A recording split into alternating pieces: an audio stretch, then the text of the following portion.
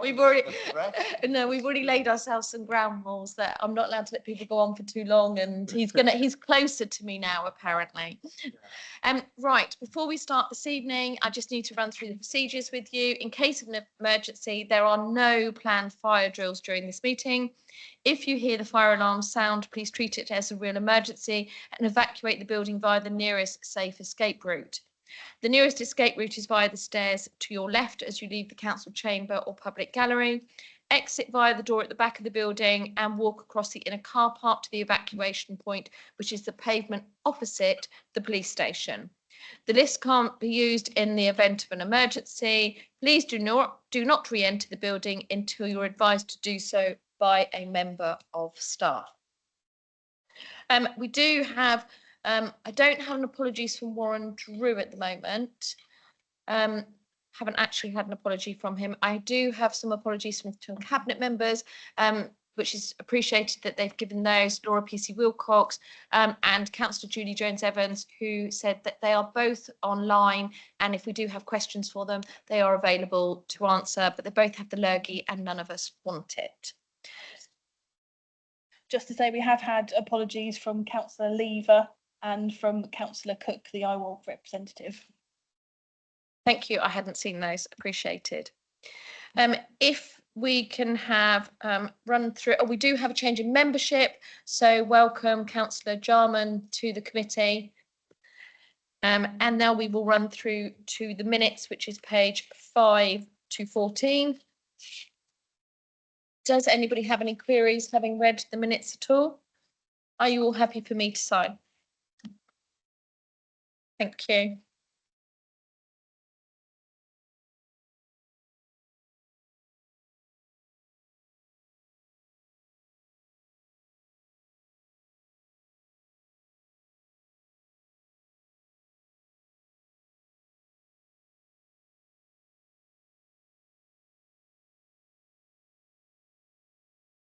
Chair, could I just draw attention to the written response to the question from the IWOLC representative at the last meeting, which is at page 13.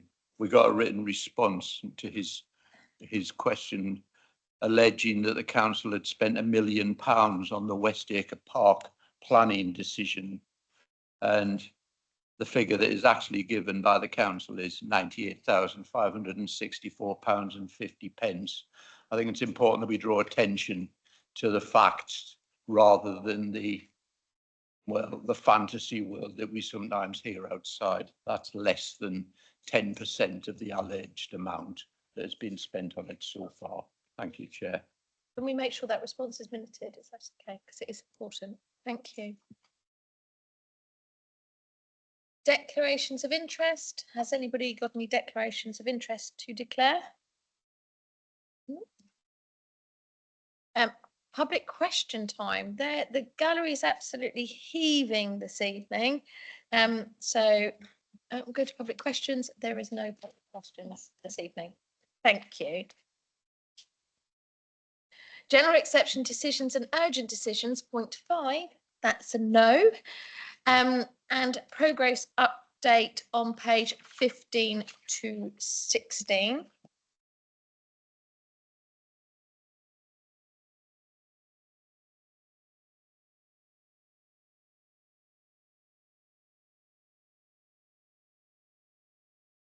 So I had, with my little highlighter pen, gone on to this that said the draft budget proposal, and there was a question that had been asked. Has the response definitely been circulated now? Because I've seen lots of emails that response wasn't circulated. Councillor Jarman. In the paperwork, it says that the answer has not yet been provided for the amount of uncollected council tax. That has now been provided, and I assume everybody has got that. I'm looking for some nods. Yep. 15 million plus uncollected, with a great increase in the last few years. I think we need to bring that up when we have our budget discussion as well. I think that's important to bring that in at that time. Thank you.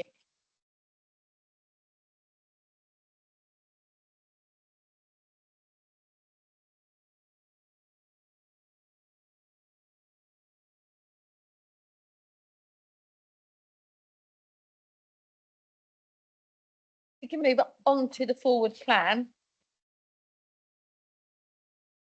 I noted. Has anybody got any questions on the forward plan? Councillor Brodie and then Councillor Blake. Chair, I mean, a lot of it is, I'm not overly fussed about it because it relates to the cabinet meeting in 2 days' time. But the school place planning's on there for the 6th of March. I just not sure whether we'll be looking at that or whether it'll be the Policy and Scrutiny Committee for Children's Services. It will be us. Is us, it's actually set in the calendar. We will have a scrutiny meeting 2 days beforehand. That is in the calendar to have that. It's important that we are aware of that. And secondly, there isn't anything yet on devolution and local government reorganisation that I can see. Unless I'm missing something, I don't think I am. No, I don't think you are. I think there was just that we're going to have an update from the Chief Executive today on the agenda, but I couldn't see anything on the forward plan. Wendy Pereira has a response.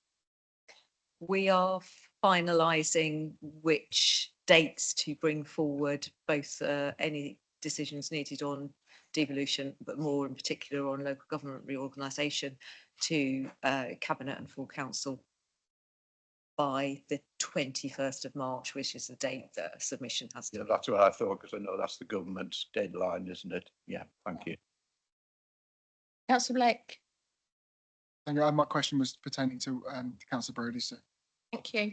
I did have one question. Sorry, Councillor Lilly. Sorry, I didn't see you.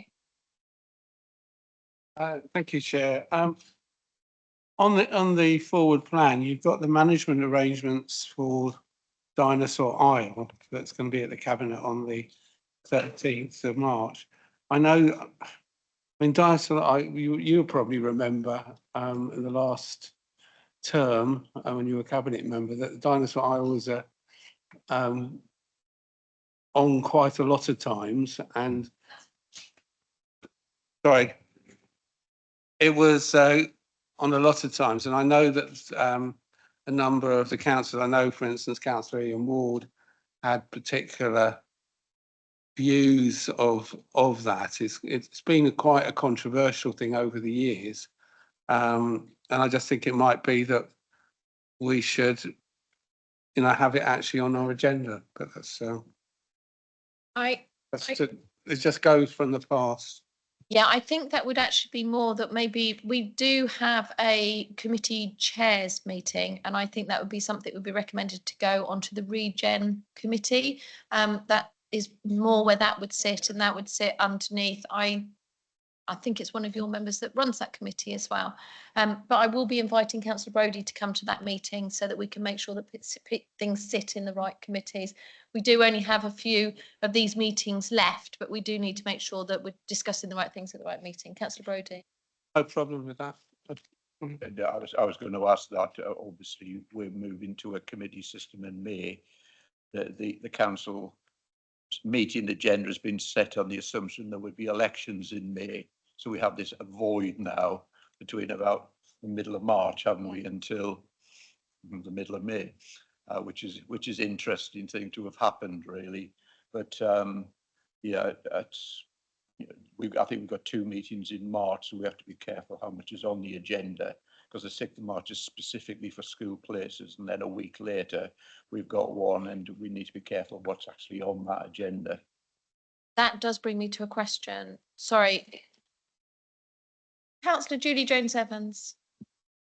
Thank you, Chair. Yeah, I thought this might come up. To save my voice, I think Mr. Minns is in the room, and he can just do a quick update. But I think that the Dinosaur Isle item is going to be coming off the forward plan, but you can give a bit more details if you'd like. Thank you. Mr. Minns.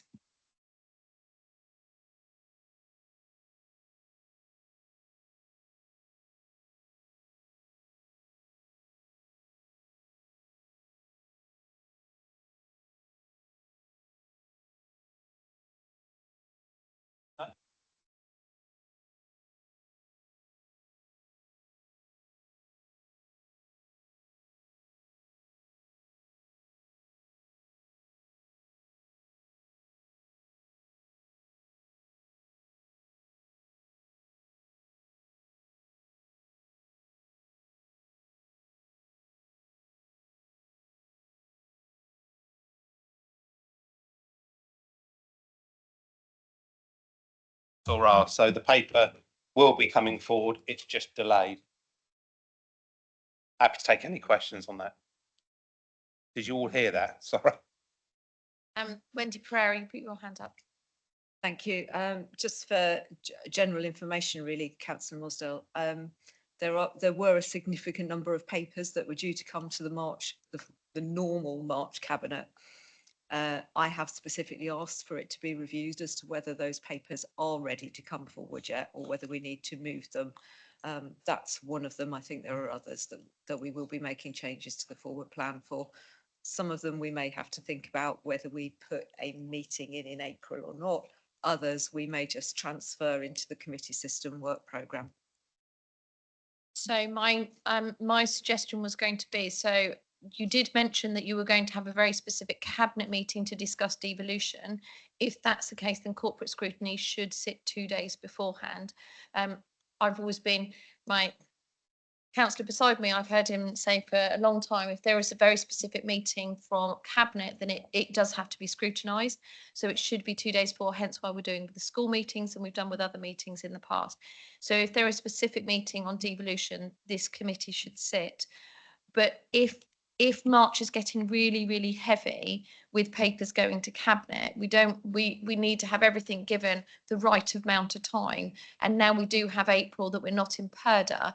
Would it not be a case of to not put that much pressure onto cabinet of having a massive meeting that's going to go on for hours and hours because no one can concentrate, maybe to move some of those papers to an April cabinet meeting and bring a scrutiny meeting into 2 days before that? I think that would be Councillor Brodie. Yeah, I wouldn't disagree with the idea of having arranged a meeting in mid-April to deal with some of these papers. On the devolution thing, I just seek some clarity. Is it actually a cabinet decision or is it a full council decision? Because if it's a full council decision, we don't need scrutiny. No. And to be honest with you, even if it is a cabinet decision, if the decision is ultimately going to be, now I'm getting confused there, aren't I?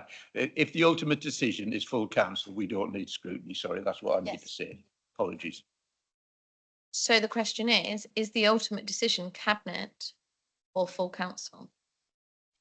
Through you, Chair, the decision that will be needed by March 21st is an executive decision. I've had that information from the monitoring officer. What we're currently working through is how we best fit a cabinet and a full council consideration of that proposal in before the submission. Now, we have a cabinet and a full council meeting, but I've got to have a conversation with the leader and yourselves about whether it would be more appropriate to have a full council and then put another cabinet meeting in, so that cabinet is taking their decision based on the views that they've heard at full council, which I think would be the more appropriate route. Could we just put that for a vote on this committee? I think it's really important that actually I think we should show as a committee that is a responsible course of action, that if there is a full council, there should be cabinet should run after the full council. It would just be an indicative vote of this committee, that so you have something to think about. Councillor George. Thank you, Chair. Just to be very clear about what you're asking to vote on. Final decision, as I understand it, later in the year is a full council decision. So all of these negotiations and precursor to devolution will need a full council. So I'll make it very clear. What I'm asking the committee to vote on is that we don't need to have a scrutiny committee before that cabinet meeting if there is a full council going to sit and have that discussion on devolution. We don't need to have a scrutiny meeting, the next day have an EGM on devolution. There's only so many things you can discuss without we wear ourselves to a frazzle. So can we agree that if there is a full council meeting before the cabinet meeting, that we do not have a scrutiny to sit? Councillor Jarman. Can I just check on the dates when we were talking about the pre-election period? So I'm told we're not supposed to use pseudo anymore, but pre-election period. Given that there are still going to be now town, parish and community council elections, and a number of us will be involved in the preparation for those elections, that preparation period for those does not in any way impact considerations of all that council. I don't believe it does, but I think it's just worth having that definitively stated. Yeah, Wendy Pereira, could you just confirm that? But I do believe that's That is the case. It won't impact, but I will get that confirmed in writing for you by the monitoring officer as well. Thank you. So if we can just move to the vote that you're happy that you don't have a scrutiny and then a full council and then a cabinet 3 days in a row, you're quite happy to just have a full council meeting. I'll move to the vote. Thank you.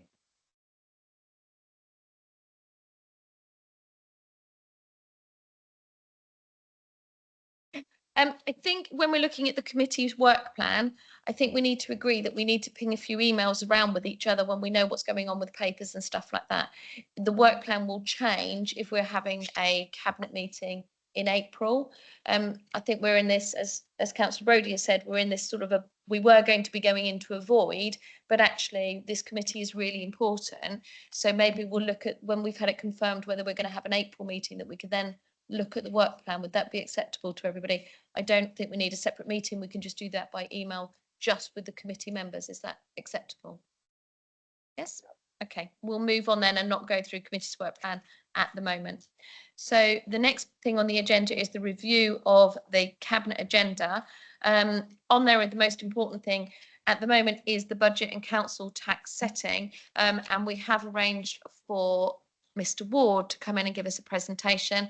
Have you changed your background before you turn your screen on? It's going to be a joke forever, you know that, don't you? Mr. Ward, can you do the presentation, please? Thank you, Chair. And yes, I've checked my background and I know that will be a long running joke, which I'll never live down, but there you go. Right, let me see if I can share my screen.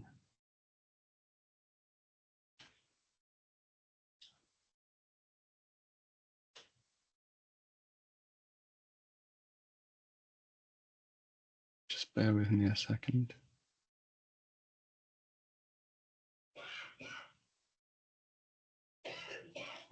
Can I just check that you're all able to both hear me and see my screen?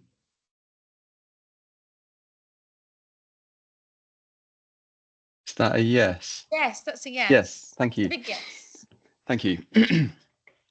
Okay, so what I thought I'd do obviously is to give you a summary of the overall budget documentation that you have, or that is to be considered by Cabinet this week, and depending on the outcome of that, obviously on to full council. So just in terms of headlines, what I thought I'd start with seeking to give you a summary on a page, really. So what does the budget look like in my terms at a glance? And the focus of this is 25-26, but I will circle back to the current year 24-25 as we go through the presentation, mainly because much of the experience, or certainly the financial experience in 24-25, is actually framing the budget proposals for 25-26 and the forecast thereafter. So the budget for 25-26, the spending is increased by 22.2 million. Now that's really quite significant in terms of additional spending. And as you'll come to hear me say, it's driven by the increase in costs associated with adults and children's social care, which combined amount to £15.8 million. Now, a £22.2 million increase in spending is actually 11.4%, so really quite significant over the course of a single year. But as you'll come to hear me explain, much of that is driven by what we're experiencing in the current year.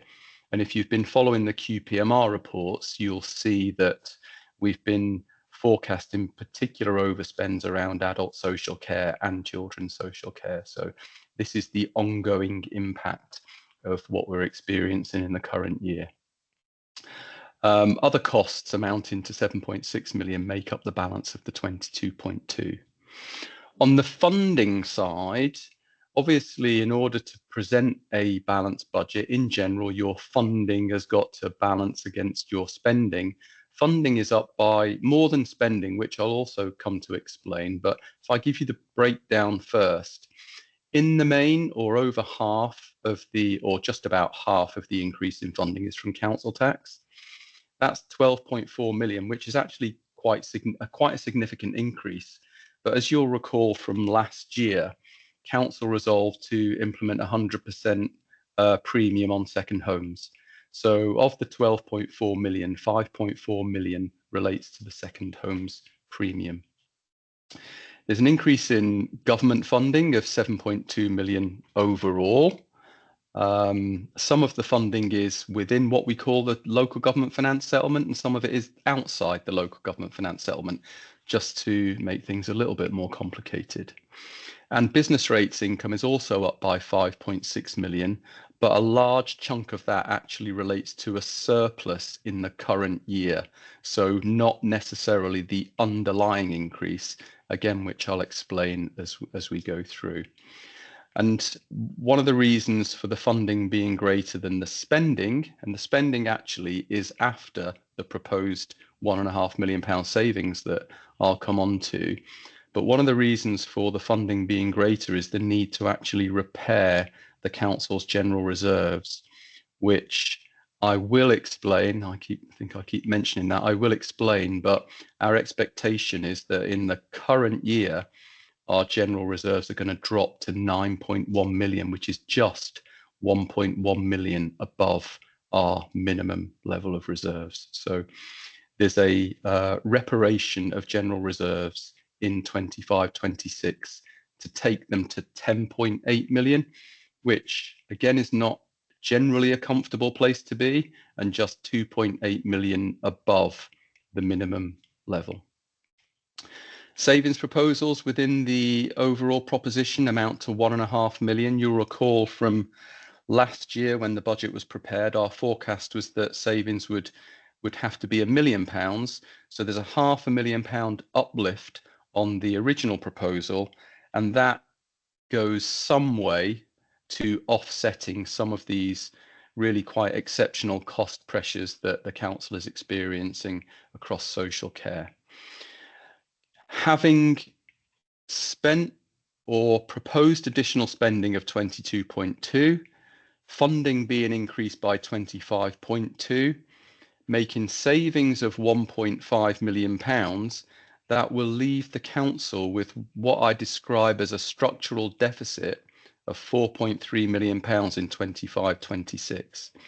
Now, that doesn't mean it's not a balanced budget. It will still be a balanced budget, but if we stripped out everything of a non-recurring nature on the expenditure side and stripped out all non-recurring funding, so that you're left with your underlying core expenditure and your underlying core funding, there would be a deficit of £4.3 million.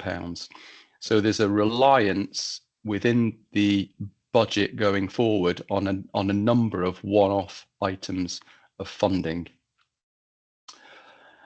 If we turn then to the council tax proposals that are contained within the budget report, they are for a 4.99% increase in council tax, 2% of which relates to the adult social care precept, and the funding that raises, which actually amounts to 2.2 million, is directed towards adult social care. So that's all part of the revenue budget proposal.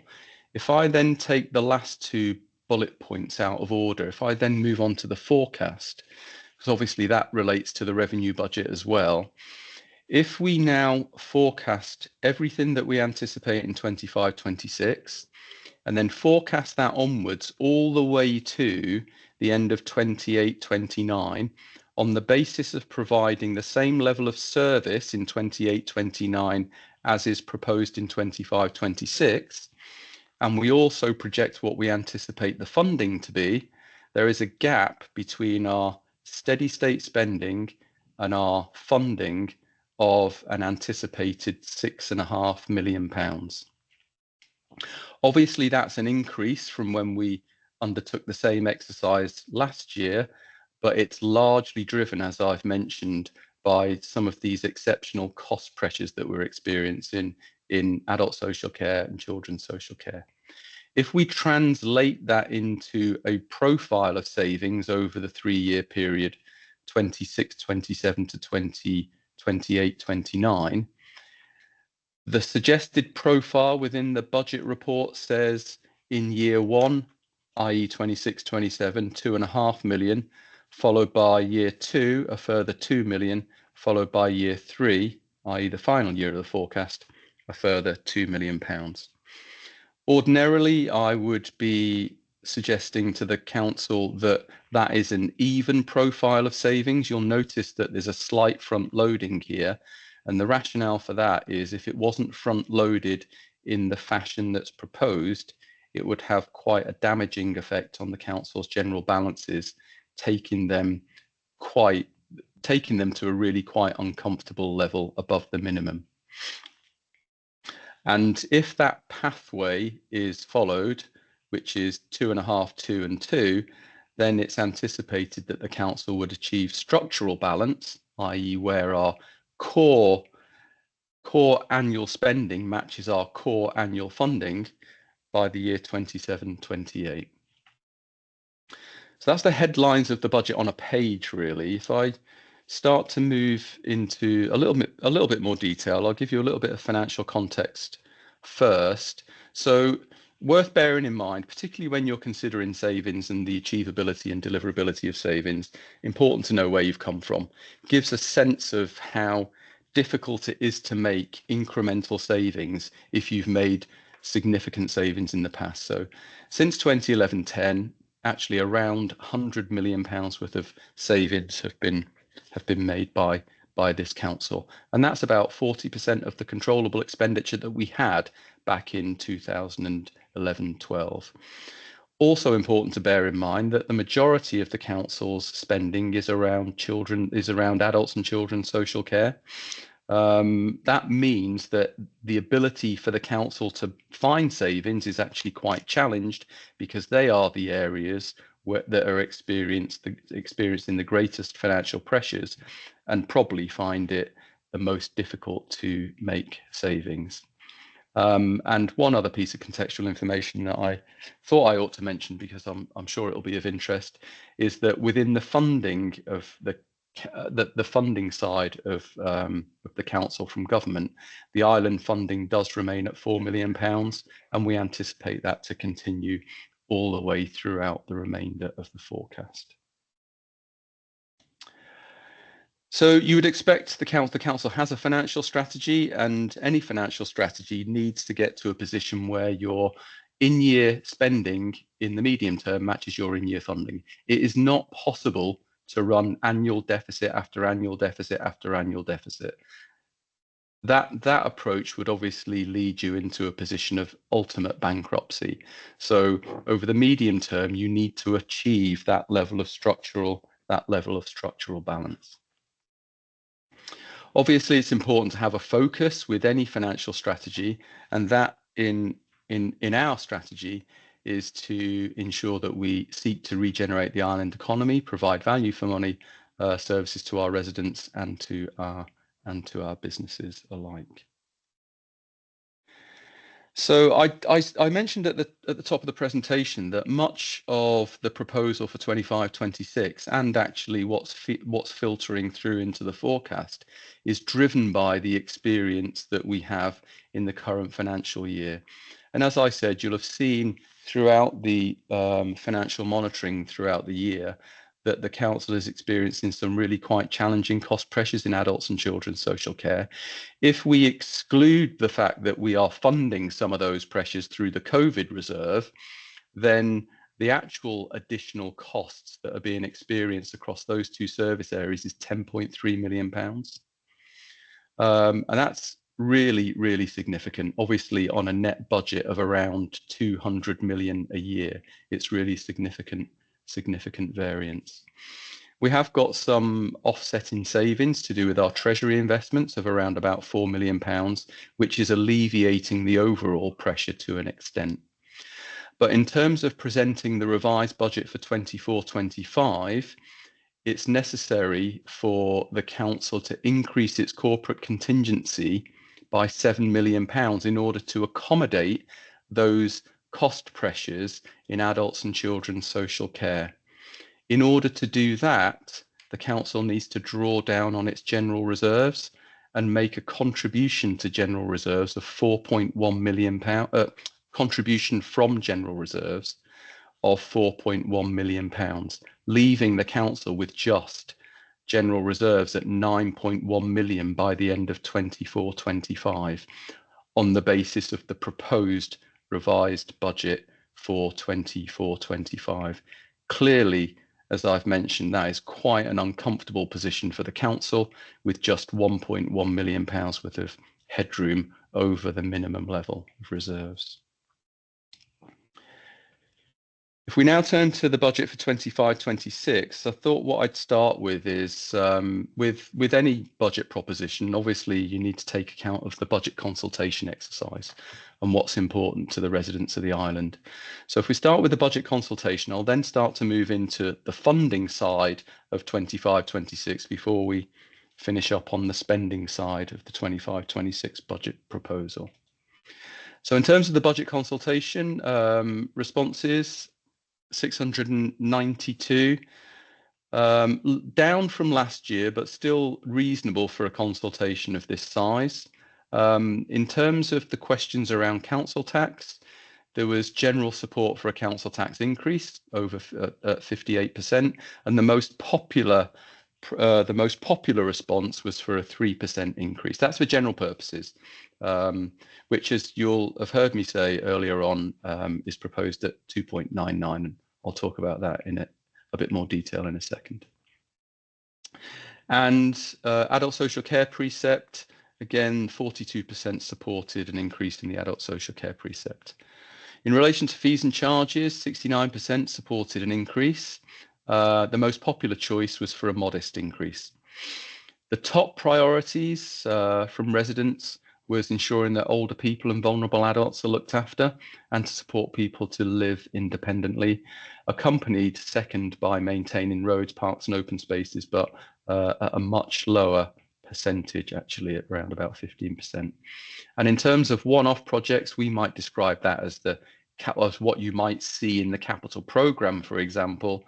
The one-off project priorities are around sea defences, flood protection and improving the road network. So that's the context in terms of residents' views around preparing the budget for next year. If I then move to what happened in the local government finance settlement, now that was announced finally it was about a week ago actually. And the overall increase, as I said before, you'll have seen me talk earlier about increasing government funding at a higher level, and that's because the local government finance settlement is a subset of funding to local government. So an overall increase in grant funding of 3.9 million, 2.7 of that relating to social care, the social care grant, a new grant called the Children's Social Care Prevention Grant of 0.4 million, and then all grants for all other services just 0.8 million. So 3.9 million increase overall. In terms of business rates, the business rate retention is actually part of the local government funding system. There's an underlying increase in business rates of 1.2 million, and that's largely driven by the fact that business rates are uplifted by the Consumer Price Index, or the September Consumer Price Index. So the business rate multiplier increases, and as a consequence of that, so does the council's element of retained business rates. And the other big news, which I'll come to also, is that there will be the long-awaited reform of local government funding in the form of the Fair Funding Review and what's called the Business Rate Retention Reset. That is to be implemented in 26-27. That obviously creates a certain degree of uncertainty in terms of 26-27 in particular, and our future forecasts going forward. Again, as part of the local government finance settlement, the referendum thresholds were announced, or otherwise known as the caps on council tax increases. So the general increase, so for general purposes, excluding adult social care, the referendum threshold is 3%. For social care, the adult social care cap or preset referendum threshold is 2%. Police and Crime Commissioner, it's actually a cap in terms of pounds. It's a £14 increase, which equates to 5.35% increase. And for the Fire and Rescue Authority, it's a cap in terms of pounds as opposed to percentage. That's a £5 increase, or 6.04%. And as I've mentioned, there is the reform of local government funding. That there'll be a series of consultations in relation to that. The first consultation is just about the principles, and the deadline for response to that is actually tomorrow. As a consequence of any reform, actually, there will be winners and losers, and the signals that we are hearing, at least in the first consultation document, and you would have heard similar messaging, I think, through the local government finance statement, is that there ought to be a redistribution of funding towards deprivation, or authorities with the most deprivation, but also the authorities with the lowest ability to increase tax. In other words, those with what's described as a low council tax base. So that's the settlement. In terms of the council tax proposal, just important context, the average council tax on the island is a band C. When it's talked about in the national sense, people talk about average being the band D. I actually don't think even the national average, I don't think that's a band D anyway, but it is talked about as the benchmark in any event. Probably important context is that 63% of all households pay the full amount of council tax, which means 37% of households actually pay a lesser amount, either because they receive some form of exemption or discount, might be a single person discount, for example, or because they're in receipt of local council tax support. The proposal, obviously, for the Isle of Wight Council this time round is for the maximum increase that's allowed under the referendum thresholds, 2.99% for general purposes and 2% for the adult social care precept. I think I mentioned earlier on that every 1% increase in the council tax amounts to 1.1 million. So if in the event that the council didn't agree to or were minded to reduce the level of council tax, for every 1% reduction, that would be a loss of council tax income of £1.1 million. As I've mentioned earlier on as well, a large part of the reason for the increase in council tax, of course, was to do with the second homes premium, much of that that amounting to £5.4 million.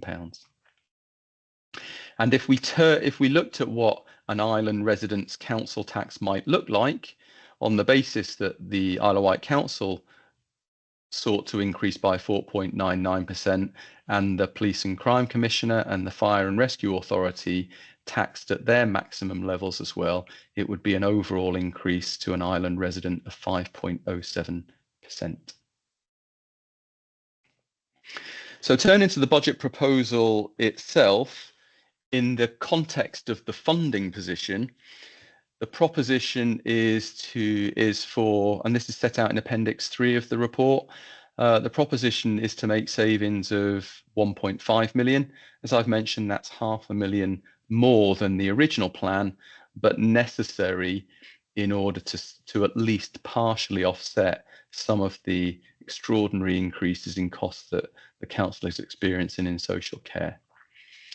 I mentioned earlier on in the presentation also that the increases in spending for adults and children's social care combined amounts to 15.8 million and 7.6 million elsewhere, offset by the savings of £1.5 million. I describe in the report what I've termed the social care gap. I think it's quite important to recognise that, as I've said, it's actually the social care gap that is driving the council's financial position. So contrast the £15.8 million additional spending in social care, both adults and children's, versus the additional funding from government for social care of 3.1 million. Add to that the social care precept, which will generate 2.2 million. And that, if you add those together and deduct it from the £15.8 million worth of cost, that leaves us with a £10.5 million gap. And that is the driving force or the driving factor behind the council's, one, behind the council's structural deficit, and two, behind the council's overall 3-year deficit of £6.5 million by the end of 28-29. And obviously the budget is not without risk. We will potentially continue to experience cost volatility in social care. Obviously, we have the normal, usual risks around council tax and business rate collection, and also the level of appeals that we might receive around business rates that can impact the business rates income of the council. To guard against that, some of that risk, the council does hold embedded within its budget itself, so separate from its general reserves, a contingency of £4.5 million. But also important to note that the COVID contingency is now fully committed within these budget proposals. In 25-26 and 26-27, it will run out, all being directed towards adult social care. And the transformation fund is also fully committed as well. And as I've mentioned earlier on, general reserves in 25-26 at just 10.8 million, being 2.8 million pounds above the minimum level. So I turn to the forecasts. Now we're looking, obviously there's a number of assumptions built into this, not least the fact that we will be facing the uncertainty about the local government funding reform going forward. So just bear that in mind. If we say in order to provide steady state services in 28-29, what will our additional costs be? They're illustrated on this circle diagram in red. You'll see the largest by far is the social care pressures. That's in our forecast at 22.9 million. Now that's both inflation related and demand related. So it's not just growth, it is general inflation as well, but in that service area. Other cost and inflation for all other parts of the council, we anticipate to be an extra 3.3 million. And we are anticipating that the combination of the fair funding review and the business rate reset might lead to a £1 million reduction in funding. That's really around the business rate reset as opposed to the fair funding review itself. Offset that by general uplift in government funding, but only inflation related. And all of our inflation expectations are informed by the Office of Budget Responsibility, so the government's forecaster. So we're using some of their expertise to inform our forecast going forward. Council tax increase overall 16.3 million over the 3-year period. We're making the assumption that council tax will increase by 4.99% per annum for each of the 3 years of the forecast period. And obviously embedded within that is the underlying assumption that there'll be the continuation of the 2% adult social care precept as part of the 4.99. Again, that's in line with the OBR forecasts going forward. And business rate increases largely related to expectations of what will happen around the September CPI rate, which is what business rates are pegged to. And again, that informed by the OPR forecasts going forward. If you add those together, it culminates in a £6.5 million deficit. But the caveat for us, of course, is that there's quite a lot of uncertainty associated with local government funding reform. And we're suggesting that in addition to the volatility or the uncertainty around the social care pressures could mean that our forecasts could be awry by plus or minus 6 million.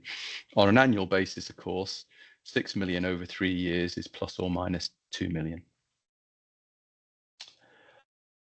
So that leads us to what's described in the report itself as the budget deficit reduction strategy be? How do you phase those savings over the 3-year period going forward? As I mentioned in the first slide, that's proposed in 26-27 to be 2.5 million, 27-28 2 million, 28-29 a further 2 million, and again slightly front loaded in order to retain a modest level of general reserves throughout the whole period.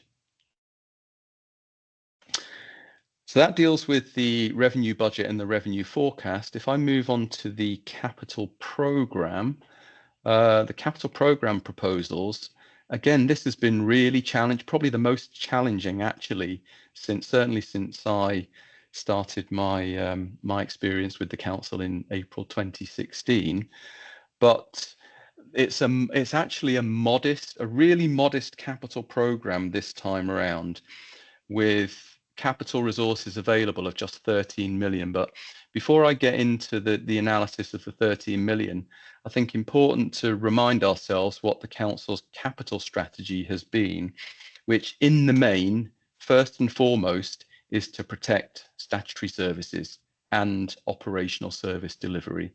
So you may recall that within the capital strategy itself, the council has always endeavoured to give 3-year funding certainty to its most essential services. So that will relate in the main to any expenditure of a health and safety critical nature, any expenditure that enables the council to continue to operate from its buildings, or any expenditure related to its IT, so that all of our services can continue to be properly equipped in order to deliver what they need to deliver. So in that context, if we now turn to the resources available, just 13 million, but you'll see within the analysis of the 13 million, 8.7 million relates to ring-fenced capital resources. So where there are terms and conditions attached to the funding, and it's effectively a passporting exercise.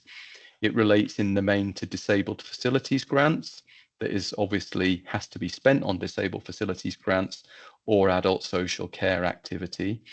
It relates to funding that's passported from the DFT relating to transport for transport activities.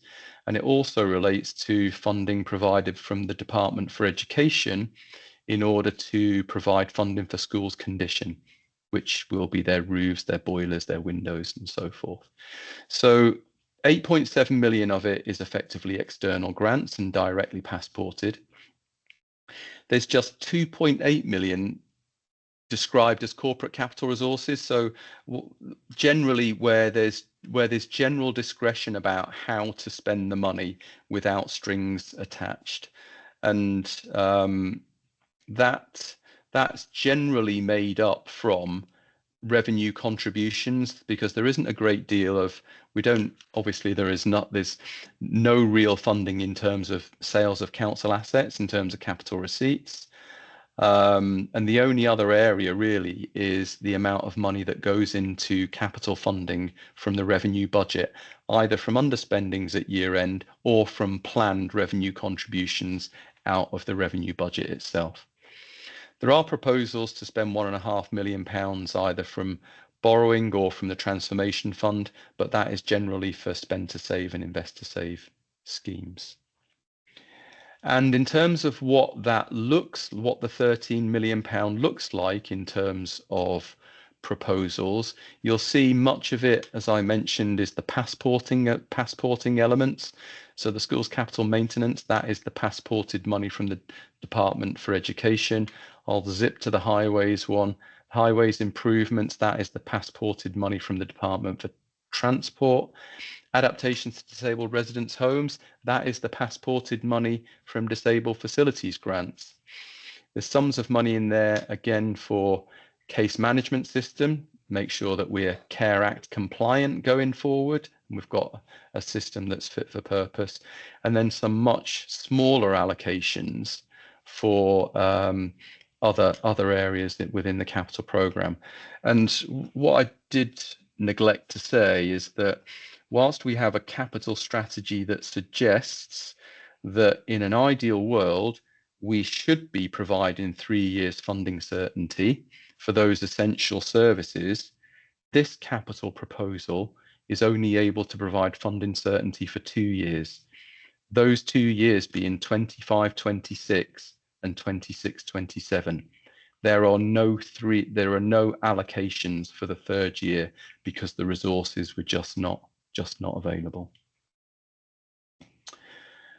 It is important for me to mention the fact that as we've experienced in the forthcoming year, 25-26, the capital gap, as I've termed it, is actually something that has become a reality, where the funding versus the aspirations and the obligations there's a very wide gap, and it will be important for the council, given this deficiency that is being proposed for 25-26, that we properly plan within the revenue budget for revenue contributions to capital going forward.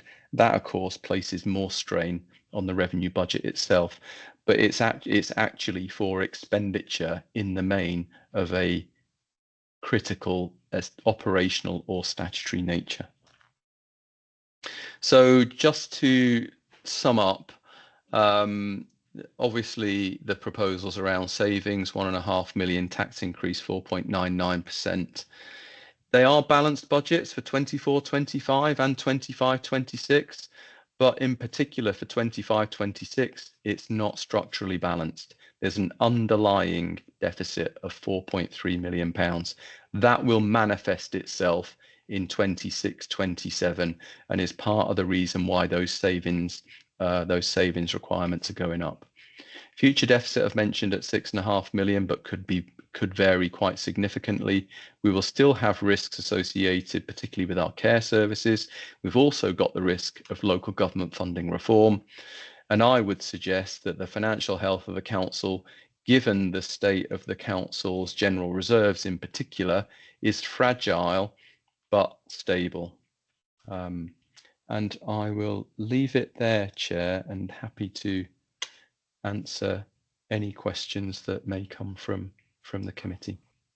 Thank you for the presentation. It's appreciated. I've already had Councillor Brodie beside me put his hand up, so I do have questions, but I'm going to let everyone ask their questions first because I'm sure my questions might get asked by the committee. Thank you, Chair. I've got a number of questions, but I'll only ask one and a follow-up to start off with. I mean, the thing that jumps out at me from this is the use of a significant amount reserves to balance the budget for 24-25, £4.1 million. I refer you to the paragraph in the report, Councillor Jordan and Councillor Stevens, as it has your name on it. And I'm going to put this to you, you're politically responsible. Paragraph 19 says, and I'm going to read it because it's important, 119. If you've got the cabinet papers in front of you, it's page 365. Says, operating at a minimum level of reserves and an over-reliance on the use of reserves in any 1 year has the effect of delaying savings from 1 year and adding them to the following year's savings requirement. This results in a level of savings required in the following year that are likely to be extremely difficult to achieve and with a corresponding drastic reduction in services. It also places the council in a potential chaotic environment where any unforeseen financial pressures arising in the year would need to be met by equivalent further savings in the same year. This can have a destabilising effect on council services, shifting the focus from driving through efficiencies, income generation and regeneration activities to one that is focused on cuts in services which can be achieved more readily within the timescales. Now that is an Armageddon paragraph in many ways. You put your name to it, and for the first time ever, I'm seeing a significant use of general reserves to balance a current budget. And yet, in the same report, on page 346, in the recommendations, paragraph 22, G, there's a table breaking down the savings against what are called the portfolios. They won't exist, of course, after mid-May. They'll go to committees. But breaking it down with the savings that are going to be proposed per portfolio or service committee in the future, which I find quite astonishing, given the use of 4.1 million reserves. It seems like a very limited attempt to try and start to address that 1.5 million pounds of savings proposed. And yet there is nothing proposed for the leader in terms of his highways responsibilities. There is a minimal amount in terms of the responsibilities of the economy, regeneration, culture and leisure, a minimal amount for climate change, biosphere and waste, a minimal amount in terms of regulatory services, community protection and ICT. Can you explain to this committee why it is you're effectively abdicating savings responsibilities next year, whilst cutting your reserves to a dangerous level? That's what I was always told in the past, and I've tried to use reserves in the past, and I've always been told by Mr. Ward and previous others, you can't do that, Jeff, and yet you're doing it this year. Are you not placing this council in a very dangerous position? Isn't it time that those portfolio holders and or service committees in the future started to address real issues within those portfolios? Thank you, Chair. Thank you, Chair. Well, of course, first thing is to say that the Section 151 officer proposal of budget. So whilst I accept and understand the comments made on page 365 at 119, paragraph 119, nonetheless, the 151 officer has approved the proposals. In terms of savings, of course, the position the council finds itself in, has been pointed out, is largely due to the increased pressures through social care, especially adult social care, but both adults and children's. Much of that increased pressure of spend comes through duties that are statutory, that leave very little margin for addressing further savings than we're making in terms of attempts to reduce our spend through both services, but adults social care and children's social care. And the use of reserves has been driven, I think, largely because that increased pressure on spend has been difficult, if not impossible, to find in savings elsewhere. So I think the proposal, and of course it'd be full council that choose to accept this or not. I think the proposals are realistic in terms of what is actually doable, and certainly the finding of the gap that's been pointed out is difficult to find in cuts or increased costs at this time. Can I just have a supplementary, Chair, and then I'll let others come in. Well, thank you for that, Councillor Jordan. And, you know, I'm not suggesting that statutory services, particularly social care statutory services, should be a target in any way. What I am suggesting is I'm surprised that other service areas, which in many respects are non-statutory, are not pulling their weight in this budget. That's my concern. Would you agree with me? Thank you, Chair. my view is that all of the council over many years has pulled its weight, to use your turn of phrase, Councillor Brodie. And we are down. I mean, we all know this. Since 2010, we're about nearly £100 million down in savings since 2010. I mean, something's had to give over that period, and it has given. I am not convinced that there are areas across this council of services that are not statutory. I will accept that there can be an interpretation of statutory, but I'm not convinced that there remains substantial savings to be made across any of the service levels that are not statutory. So on this occasion, I couldn't agree with you, Councillor Brodie, no. All I'm asking is the question, and I think it's important that it is asked. Thank you, Chair. Thank you. Before Councillor Jarman comes in, I'd just like to note one thing, that in the past when we were a cabinet, I do understand this is a really difficult job, but to me, this is another reason why it's good this council in this time is moving to a committee system, because actually those discussions open and with more minds putting together to actually go together. I'm not saying that everybody hasn't put their heads together to get it, but actually putting the full council together and inputting on committees to say, well, actually, I've used this service and I think this can give. I think those more open and finance constant actually will, I think we might find more savings by actually putting everybody together to have their input on an equal and level playing field. Councillor John. So my initial question was going to be something that's extraordinarily close to what Councillor Brodie has just asked. So I'll move on to my second question, which is actually what I would have been as a follow-up to that. And it reflects a statement that was made by our 151 officer in previous years, which is that the principal use of resources is for exceptional matters, not systemic issues. And yet it seems what we're doing here is using those reserves, putting the council at, I think, extreme jeopardy for a purpose which, as Councillor Brodie said earlier, would not previously been allowed.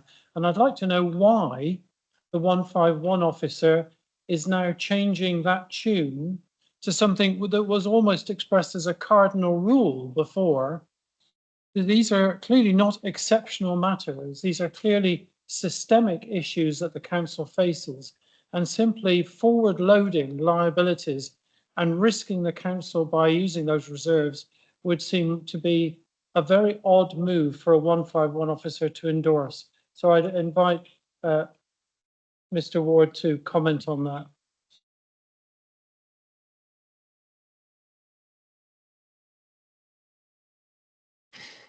Okay, thank you for the question, Councillor Jarman.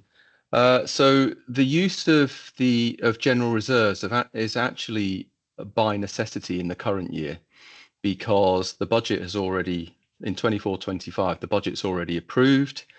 All of the savings proposals were already set for 24-25. There's been extraordinary overspendings in the year, which has necessitated the drawdown on general reserves because there's nowhere else to go in the current year. The contingency in effect in the current year is exhausted. We're having to top up the contingency in order to be able to fund the forecast overspends, and those overspends are in those statutory services. So it's required the drawdown on general reserves of 4.1 million, bringing it to 9.1. But you'll see in 25-26, there's a replenishment of those reserves, taking them back up to 10.8 million, which is akin to, if we looked at the budget report last year, what the steady state forecast for general reserves would have been, around about the 10.8 million mark.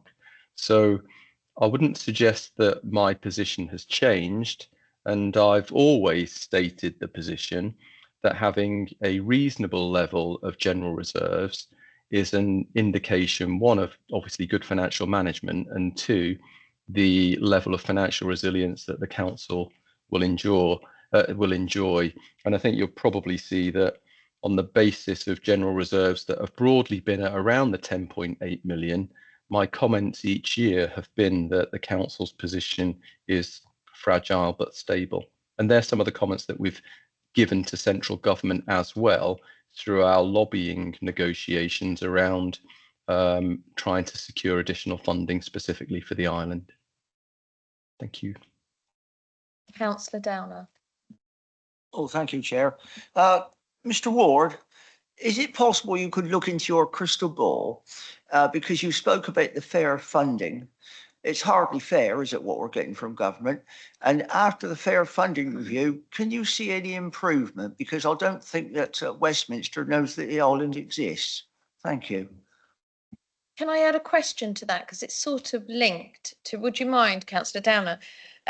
So I'm really concerned about the fair funding review. We had the last presentation and we were very angry as a committee that we hadn't been defined as having areas of deprivation. You know, we missed out on funding because we weren't classed at that level of deprivation.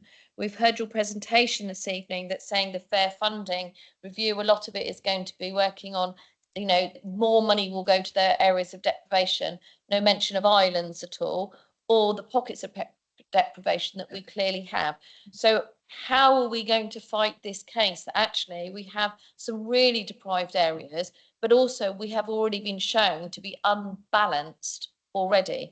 So if we're not getting the few million that was offered before because we didn't make the criteria, how are we going to change it so we make the criteria to government when it becomes an even bigger and more important scenario?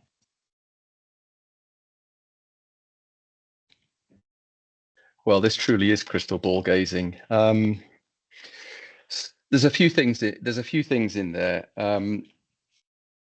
I think the clear messaging from government so far, or the messaging that we've received so far, and I think I mentioned it in the presentation, you've picked up on it, is that future funding will be directed towards, or there'll be a balancing up, let me call it that, because it's not additional money. The same amount of money will be redistributed across councils. So the overall pot of money remains the same. It's just how it's allocated. So some councils will do better and some councils will do worse. And the ones that do better will do it at the expense of the ones that do worse compared to the current situation. That said, the current funding system and the data that underpins it is over 10 years old. So it's everybody accepts it's out of date and it needs to be reviewed and reformed. If we look at what the government have said around deprivation and what they've said around the ability to raise council tax, the biggest signal we've got, and you're right, Chair, is that whether we received anything through the recovery fund or the recovery grant, which was aimed at directing additional resources to those councils that have got relatively high deprivation and relatively low ability to raise council tax in order to fund those needs. I can tell you that the Isle of Wight Council was on the cusp of receiving money from that recovery fund. So all is not lost. If you were to look at the overall position, you would think, okay, we're not in the bracket where our deprivation is seen as being really quite favourable compared to other local authorities. We were on the cusp of receiving something through that recovery grant. So it's not all lost in that sense. What we can do and what we are doing is through the consultation, we'll be making commentary on the metrics that are used for deprivation, because the metric that has been used in the allocation of the recovery fund has been one that has attracted quite a lot of criticism across the sector. They used the index of multiple deprivation. That was never an index constructed for the allocation of funding.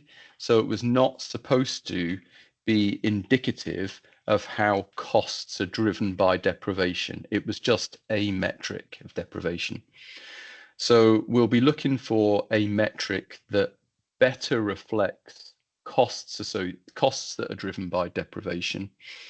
And we will also be looking to say that we think that there should be, within the overall funding system itself, what's described as better equalisation around council tax, because that should also help the island too. So we've got a number of points that we can make around the response to the consultation.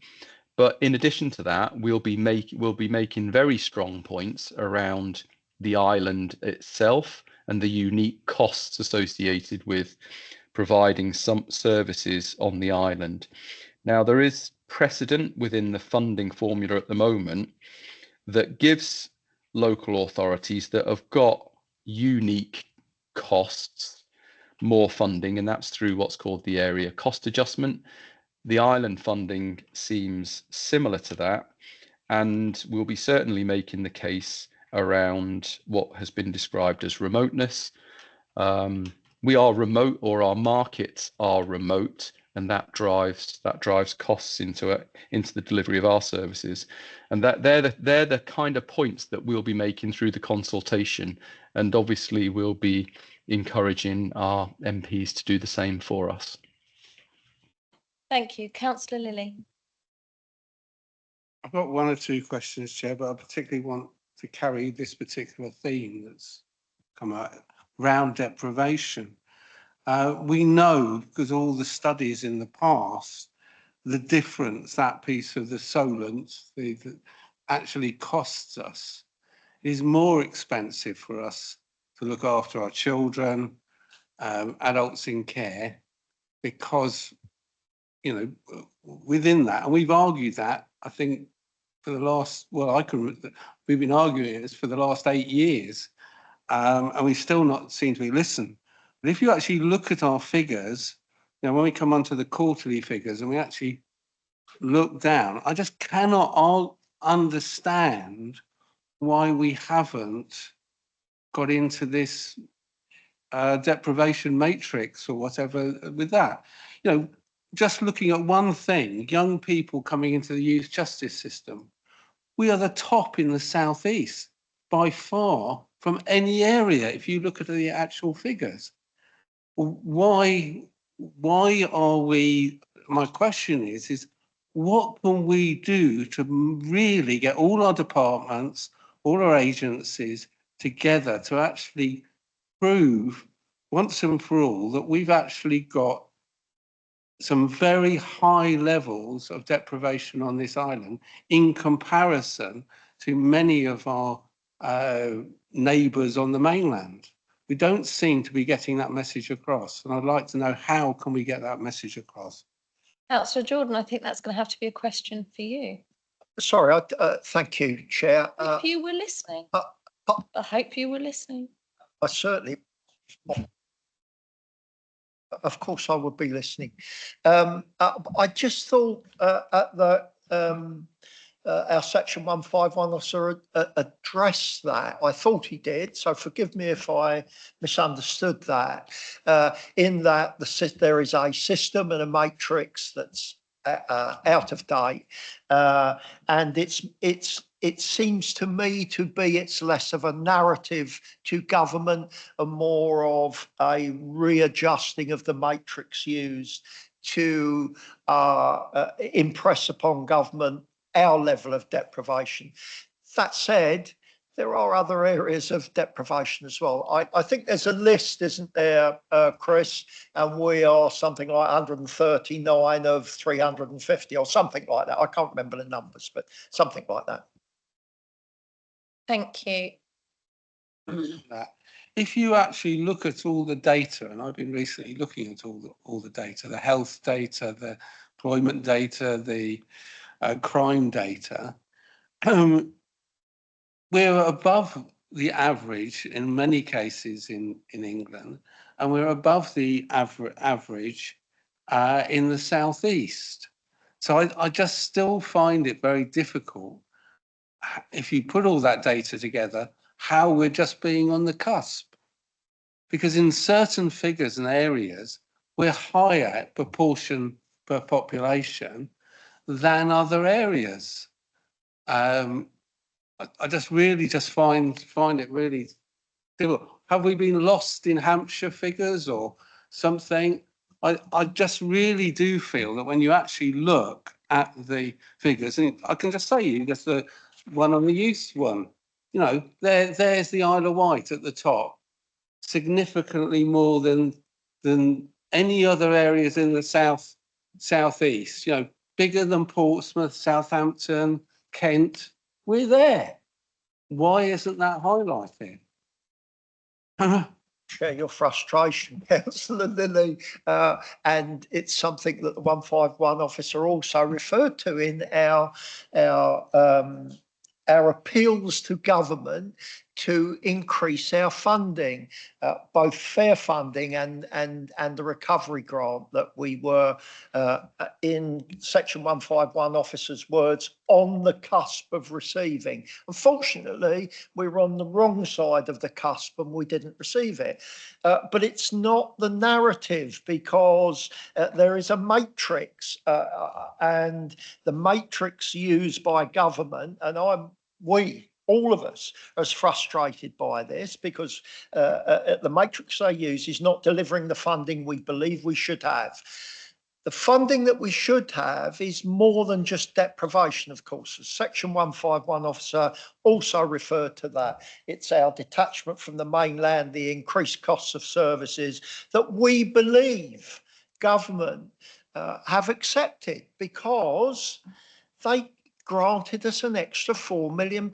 They said, on the one hand, we accept that your service costs are higher, and we will increase our grant to you for that increased costs of services. Unfortunately, we thought we had evidenced up to 24 million, had asked for 12 million, 10 to 12 million, and received 4. I think we're all pushing at the same open door. The problem is government are not seeing the target figure that we believe we should be getting, but they seem to be saying to us, yes, you should have more funding. Here it is, but it's not enough. Thank you. Councillor Jarman, I also have a couple of questions as well. So can I just have a list? Can you all raise your hands in a minute so I know I've got an idea of who wants to ask questions? Okay, thank you. I assume we'll get a copy of the presentation that Mr. Ward's presented to us. One thing I would ask, though, is on the presentation, on some of the slides, there were some figures that were presented in a rather challenging way. One of the slides, we actually talked in a mix of Band C and Band D. I think it is universally accepted that Band D is a reference which is used for the calculation of the other bands. And having on the same slide comparative analysis for Band C issues and Band D did not aid to its clarity. And so I would suggest that we stick with what is the accepted national norm and do everything on Band D. Some of the figures were, some weren't. So if we could do that. The second thing is there was an extract done on some of the consultation results. And I wondered when the consultation results from the budget were going to be published. When they are published, it would help to see the detail of that, because we had one figure which was relating to adult social care provision, which said that 42% supported. Well, that seems to imply that 58% didn't. And I think the norm when you're reporting results is to report what the majority said rather than what the minority said. So could we have an indication of when those presentation and the consultation report details will be available? Thank you. Thank you. I'm going to chuck one of my questions in, if that's all right. I do have to say that I've never seen an indicative, I think Councillor Brodie's right, I've never seen indicative savings proposals before that was actually only on one page. And it does feel a bit like, what can you do, rather than what you really have to do. And some of them do concern me. You know, I'm impressed that Children's Services are going to come up with 718,000. That does smack of a new director going in with a clean sweep and going, this is what we need to do. That comes back to my fresh eyes looking at something, because that's 1,718,000 from Children's Services. On waste, I'm concerned about the 37,000 there. That's actually going to increase the collection of bulky items from £42.50 to £62, do we not feel that that's going to increase, you know, even more fly tipping than we got already? You know, there's going to be more sofas chucked around the streets because nobody wants to pay £62 to collect it. And actually, is that a savings when you've then got to send someone, you know, from Island Roads to go and sort out the issue?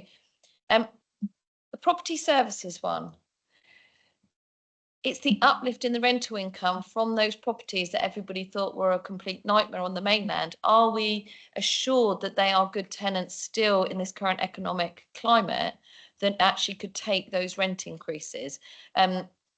You know, at the moment, we know that all businesses, whether they were in a good position 4 years ago, actually in this climate, we hear it, you know, on most of the news feeds I'm at the moment seeing is small businesses and businesses being really hammered by the increases in minimum wage and national insurance. So I'm not even sure if, you know, if you go with them with a, you know, rent increase, it might be that step too far. And I think the heritage one, you know, 1,900 quid from heritage, it was a bit like, okay, we've got to put something in from another department. Otherwise, we're not going to fill up half a page.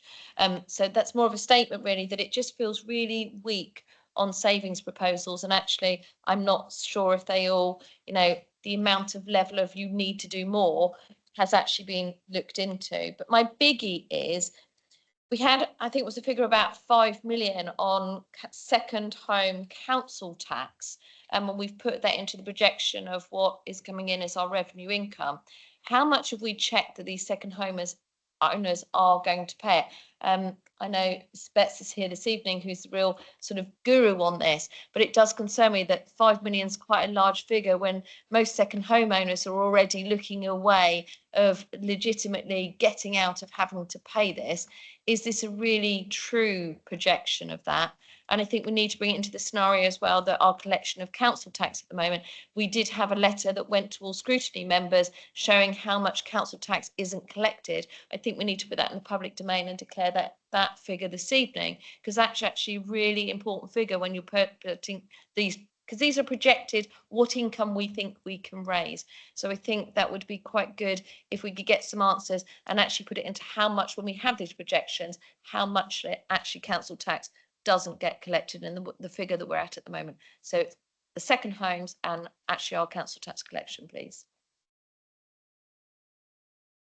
Would you like me to respond to those, Chair? Yes, because I didn't come here just to sit here and smile sweetly.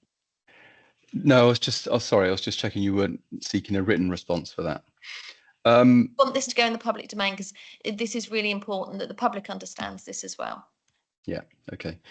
So in terms of the second homes, there's been an exercise has already been done on all of those second homes to do an assessment as to the extent to which they will be there will be any exemptions applied. So that had already been or the majority of that had already been undertaken by the time that we put this together. So that's already been taken into account. Whatever that figure turned out, whatever the gross figure turned out to be, we've discounted by 20% for prudence in the event that there will be some churn. We've even looked at the profile of those second homes. On average, it's a band D, so they're not in the kind of what you might describe as the those properties that you might think are more likely to be sold, for example. They're not in the A's and B's. They're quite well spread across band C, band D, and band E. In terms of council tax collection, and I think it was we made this response as the first response to the question that we had at last corporate scrutiny, which is we budget for, and our evidence and experience tells us, and this is externally audited as well, that our ultimate collection rate of council tax is 98%. So that doesn't mean we collect it all in the year, but it means that a council tax debt might have a reasonable life of, say, 5 to 6 years. Beyond 5 to 6 years, you're unlikely to collect much at all. And the figures that we've presented recently in response to the question bear that out as well, that our ultimate collection rate is still tracking at around 98%. So in overall terms, the collection performance of the authority is good. We'd like it to be 100%, of course, but as we all probably appreciate, that's not possible. Thank you. Yeah, Councillor. sorry, Yes, thank you. Yes, no, you've answered. Thank you. Councillor Blake. Thank you, Chair.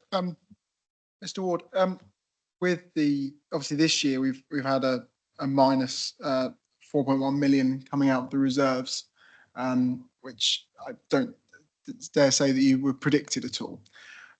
In your risk profile, I mean, this year, particularly with the national budget coming out, there is a huge amount of risk potentially in residents' ability to pay their council tax, say if they lose their job, and we are potentially looking at huge unemployment rates.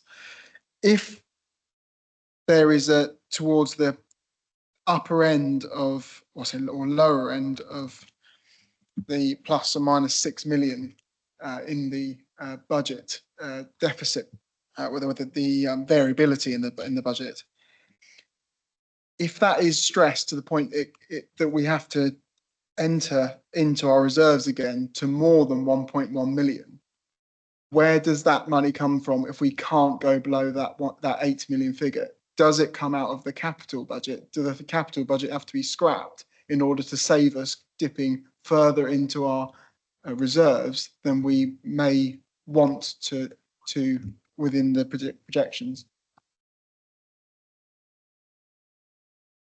Yeah, it's a very good question, and just so that we get the years right, the headroom that we've got in the current year, 24-25, and bearing in mind there's only just over a month of that left, is 1.1 million. So our reserves at the end of this financial year, we anticipate to be 9.1. In next financial year, we're making a contribution to reserves to top it back up to 10.8. So that gives us 2.8 million pounds worth of headroom. In the first instance, as I mentioned earlier on, we've got a corporate contingency embedded within the budget itself. So at this stage, unallocated to anything, and it amounts to 4.5 million pounds. That is to potentially accommodate risks that we might experience in the year. So that's route number one. Route number two is that obviously we'd seek to avoid drawing down on general reserves as much as we can. So, and certainly we wouldn't want to go below the minimum level. So route number two would be to look at any other potential funding that we have in the budget. And that could include the funding that you're putting forward to fund the capital programme. So it could mean a re-evaluation of the capital proposals that have gone forward, and are there any of those capital proposals that are funded by, as I said earlier on, corporate resources, because that's the genuinely free funding or unrestricted funding. What of those capital schemes will we have to ration, defer, or not take, or not pursue at all? So that's probably the second place that you would go. We might have to look at what's committed against the transformation reserve, for example. But at the moment, that is one of our vehicles to drive through financial savings and support the financial sustainability of the council. But we might have to scrutinise that. So there are a number of avenues that you would go through, and which the government would expect us to go through before we started to write to the government and talking about exceptional financial support. So there are a number of places we'd go, none of them palatable, but they are the things that we would have to do if absolutely necessary. If it's okay with the committee, I'm always like to make sure that whoever's going to get next is someone who hasn't asked a question before. So Councillor Drew next. I do have the list. I just want to be fair. Thank you, Chair. It's just an incidental question, actually, in the sense that I appreciate that when it comes to default debt, there's not a huge amount we can do. I asked the question last time about factorisation. I appreciate there's a great deal of sensitivity around the collection of council tax. But in terms of some of those higher council tax bands where people are potentially living in homes upwards of 600k, and obviously there being, as it were, subsidised by people who are perhaps in lower bands? Is there any way that we can, at a granular level, split and take a slightly more robust strategy to people who are in very valuable homes, where we could perhaps have attachments and charging orders and such, which might defray some of that 15 million total? I appreciate it's obviously a very small part of that, but it just feels morally quite wrong that there's no attempt to more robustly recover that when there are people living in very valuable houses, potentially with delinquent debts. Yeah, as you'll probably be aware that I mean, one of the important aspects, and it is quite sensitive, but one of the important aspects around council tax collection is actually going to court. It's getting the summons so that when the council goes to court, it can be awarded a liability order that secures the debt for 6 years, and it's that liability order that gives you the enforcement powers that you can take beyond the general sending out a reminder. Obviously, there are a number of mechanisms that you can use, and which are used. They will be attachment to earnings. There'll be charging orders. They can even in the most difficult, challenging cases be bankruptcy or insolvency. So they're all tools at the council's disposal.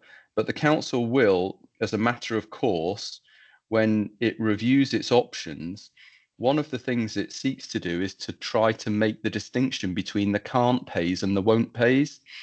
And the won't pays, we will obviously use every enforcement avenue available to us. And the can't pays are where the council seeks to enter into affordable payment arrangements for those residents and provide them with as much support around their financial management as possible. So there are mechanisms that we use. It's not a simple, or it's not an automated process where we're just simply churning out reminders. There's definite action that takes place in order to maximise that council tax collection, and those tools, certainly they are used. Thank you. Next on my list, I have Councillor Brodie and then Councillor Lilly. Thank you, Chair. Quite often when in my time on this council, I find myself asking questions about balancing the budget, etc. It's something, it's not something I ever feel comfortable with. People often say to me, but why do you vote for these things, Jeff? Why don't you resist it? It's I come from that sort of culture. I remember certain people, most people in this room won't be old enough or were there. The rate capping struggles in London of the mid-1980s, where a lot of London authorities were refusing to set the rates. Historically, there were councillors in Poplar and East London who went to prison over that. I admire all of that, but it's not something I've ever been prepared to consider. It would never have mattered here anyway, because it's not a socialist authority. So I do ask questions that are responsible, but I just want to ask a question I think I've asked in the past, and I think it's something that's important to record. And I'll ask it of Mr. Ward, because he'll be the expert on this. What happens, Chris, if the council does not agree a budget on the 26th of February? And after that, Chair, I'd like to make a proposal. Thank you.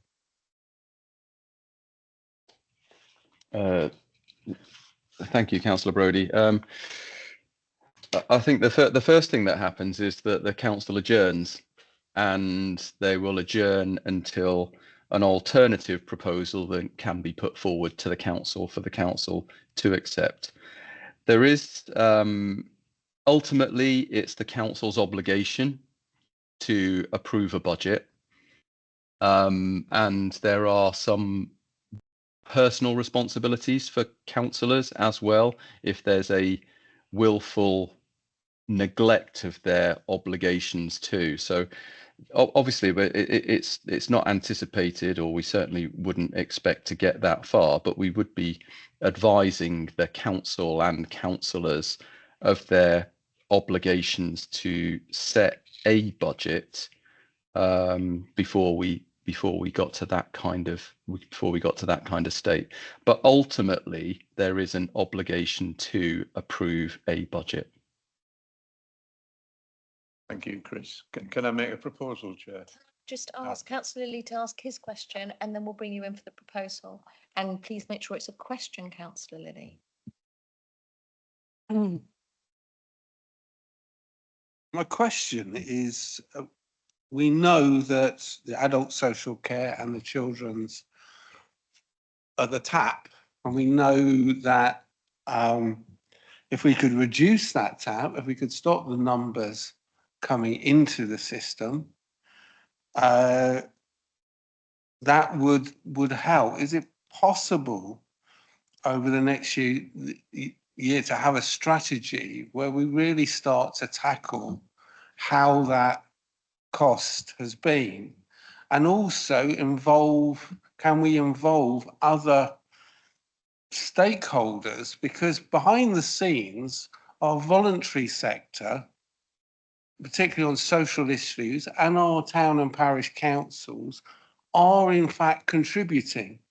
And in fact, there's a real danger within this budget that we are reducing support of those sectors, or putting too much pressure on them, because they could be part of the solution, because we actually need to have solutions. So my view is what are the solutions can we do over the next 12 months, or work on through the committee system, the chair, to actually make sure we're not off a cliff next year? Because that's I think Councillor Brodie used the word Armageddon.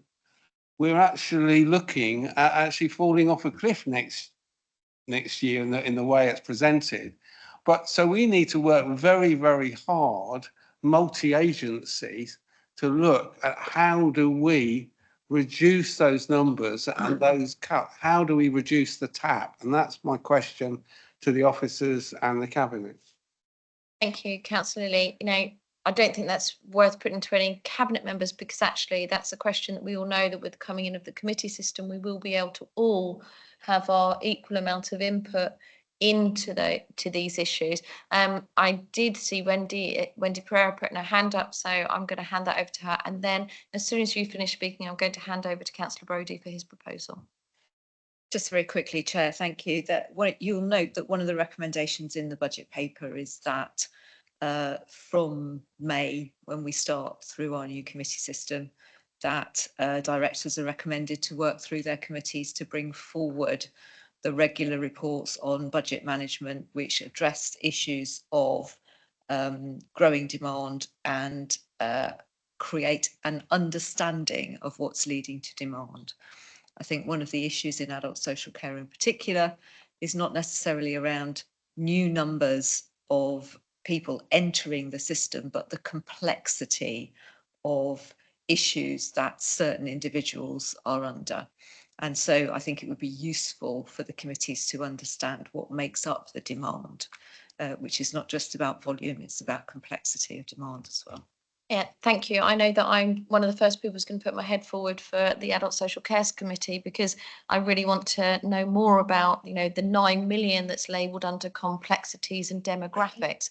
It's not for this committee to drill down this evening into that, but actually I will definitely be putting my name forward to actually find out what is this big complexities and demographics, and where and who makes up that. So I think it's really important for us moving forward. I'm going to hand over to Councillor Brodie.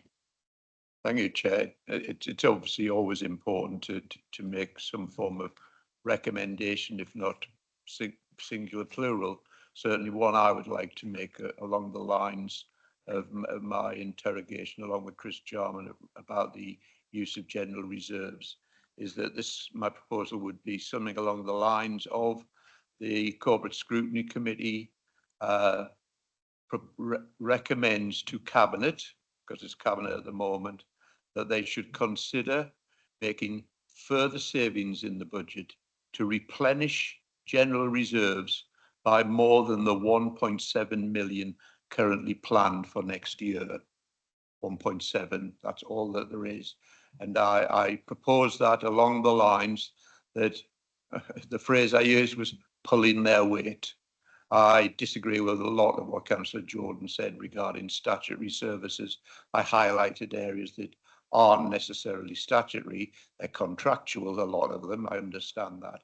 But I'm sure there are areas that could be looked at more closely by a committee rather than just one person who will tend to protect their turf. Thank you, Chair. Thank you. I think we've debated this long and hard. I am quite happy to second that proposal. Or I think Councillor Jarman wanted to do it. Councillor Jarman, I think it would be quite nice if you second that, and then we will move to the I have vote. to second it. I might actually have gone a little bit further, Jeff, but I'll second it as it's stated. Thank Thank you. Can we move to the vote, please? And that's unanimous. So that's the recommendation from corporate scrutiny. Can we now move on to the next part of the agenda? Thank you, Mr. Ward, for attending this evening. There might be some questions on the QPR report for you. So if you want to sit in the background, we might have a few, but I think we've quite exhausted a lot of our questions for you this evening. So we will move to the QPMR Q3 report, please. And I move to any questions.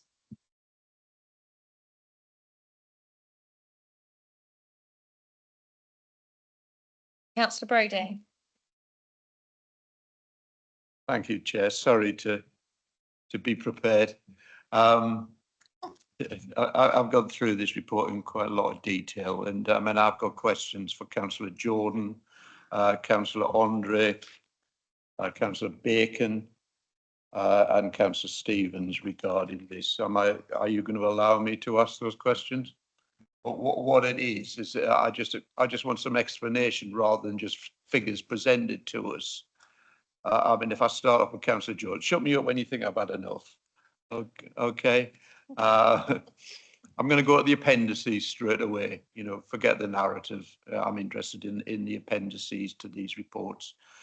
Councillor Jordan, I'm particularly interested in some of the things that relate to you, not as leader, but in terms of your current portfolio, highways, etc. That I'm going to refer to the graphs, etc. Particularly the ones I'm interested in, 5T, which is regarding bus journeys, and asking you really why we are getting figures on a sort of linear basis over the last year rather than comparative figures to pre-COVID for bus journeys, because that's been an important factor. Your headline figure is that bus journeys are still down on last year, but it's not showing where they are in relation to pre-COVID journeys. In terms of appendices 6T, car parking, half of the utilizations of the equivalent period. You keep seeing this period, equivalent period. I don't know whether it means last year, the year before, last month, pre-COVID or whatever. It's really not clear to the layperson looking at them. Similarly, foot passengers are down a third on the floating bridge, against the equivalent period. I don't know what that means. And frankly, the two graphs relating to the highways PFI, 3T and 4T, are entirely meaningless as far as I'm concerned. They tell Joe and Janet Public nothing. They tell me nothing.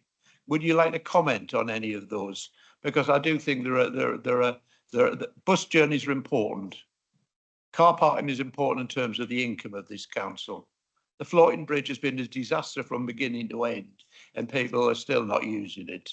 And the highways PFI, well, you know what I think of it. I was conned into voting for it, and I would never vote for it again. Thank you, Chair. That's Councillor Jordan done with. Shall I try and go through those each one? What we're supposed to do on QPMRs, and people should be prepared. Happy to do that, Jeff. I'm just asking if that's what you want me to do. And you may need to remind me as we go through.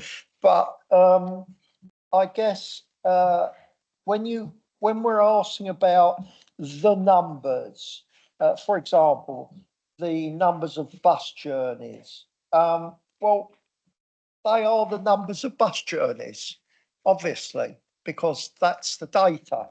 If you're asking how do they relate to previous years, and I think that's what you're saying, although you mention COVID and pre-COVID.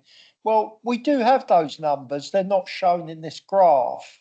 I guess that's a choice. If we are asking what happened before COVID, and then you want to see those numbers, and you want to see the same numbers as we've got here from 2022, well, we could do that, I guess. I don't see any reason why we didn't do that.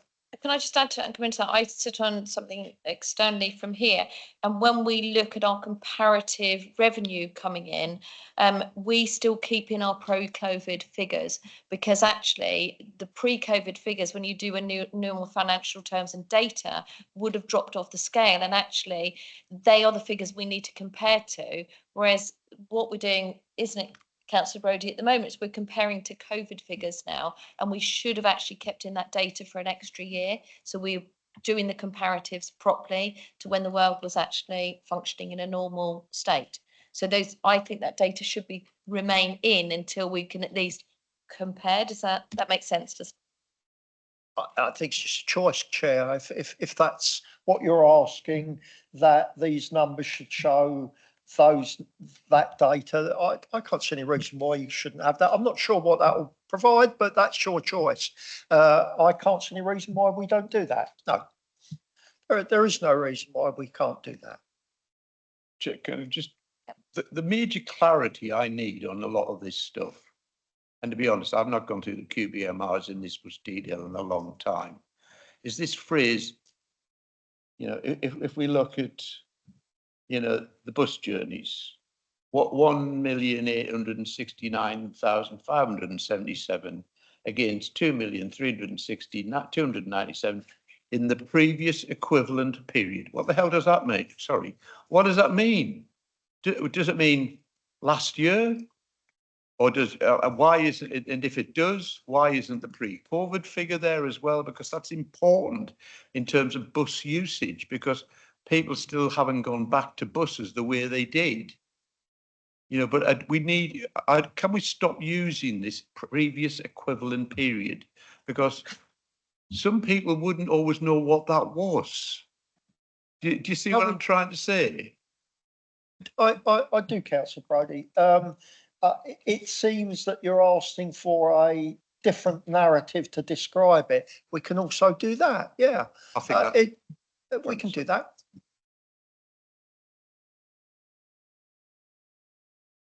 Can Councillor Jordan tell me why, in his view, bus journeys are down over the last year, if it's against last year?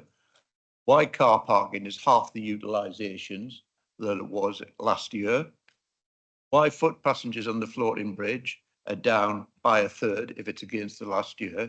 And can you tell me what was the point of 3T and 4T? In general, in terms of usage, the floating bridge also, buses, trains, ferries, interesting you mentioned COVID, the pre-COVID was at a level, COVID came, the whole travel became almost zero, and it has never ever recovered since COVID. And partly the reason is, from the data that I have access to, is commuters have not returned to using public transport, and largely that's because of the work from home that COVID seemed to introduce into our normal workday life, and I think that still pervades. We've seen Hover announce some problems. Both the ferry operators announce around 70%. This is foot passenger, not vehicle. Around 70% occupancy post-COVID than pre-COVID. That's all three ferry operators, and the buses are the same because they serve that. So I don't have this data, but the ferry operators assure me that their decline in passengers is at peak commuter times, and that their traffic in the day is much more robust and towards pre-COVID levels. but the commuter traffic seems to be the traffic that has affected all of our public transport. I don't know if that's helpful. I think Councillor Blake wants to come. Is it relevant to this area? Yes, okay, Councillor Blake. So just looking at the numbers, the three numbers that add up to the previous equivalent period are this year's summer figures.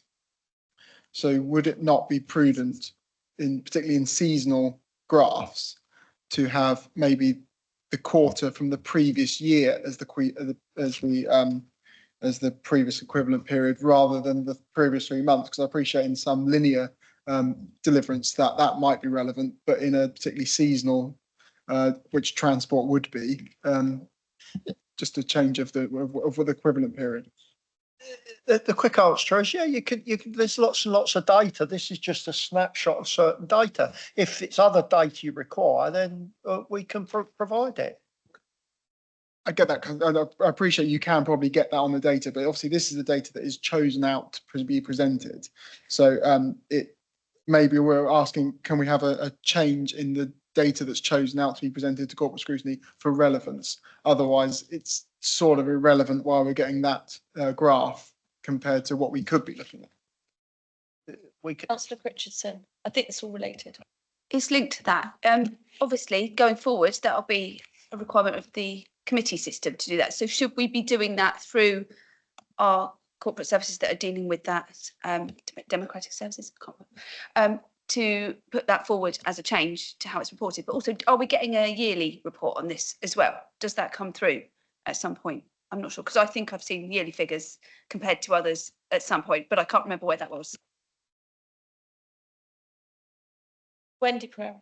Thank you, Chair. So at the moment, you receive an end of quarter report, and we can review the key data that you want included in that and how you want it included as part of the committee system review as we move forward.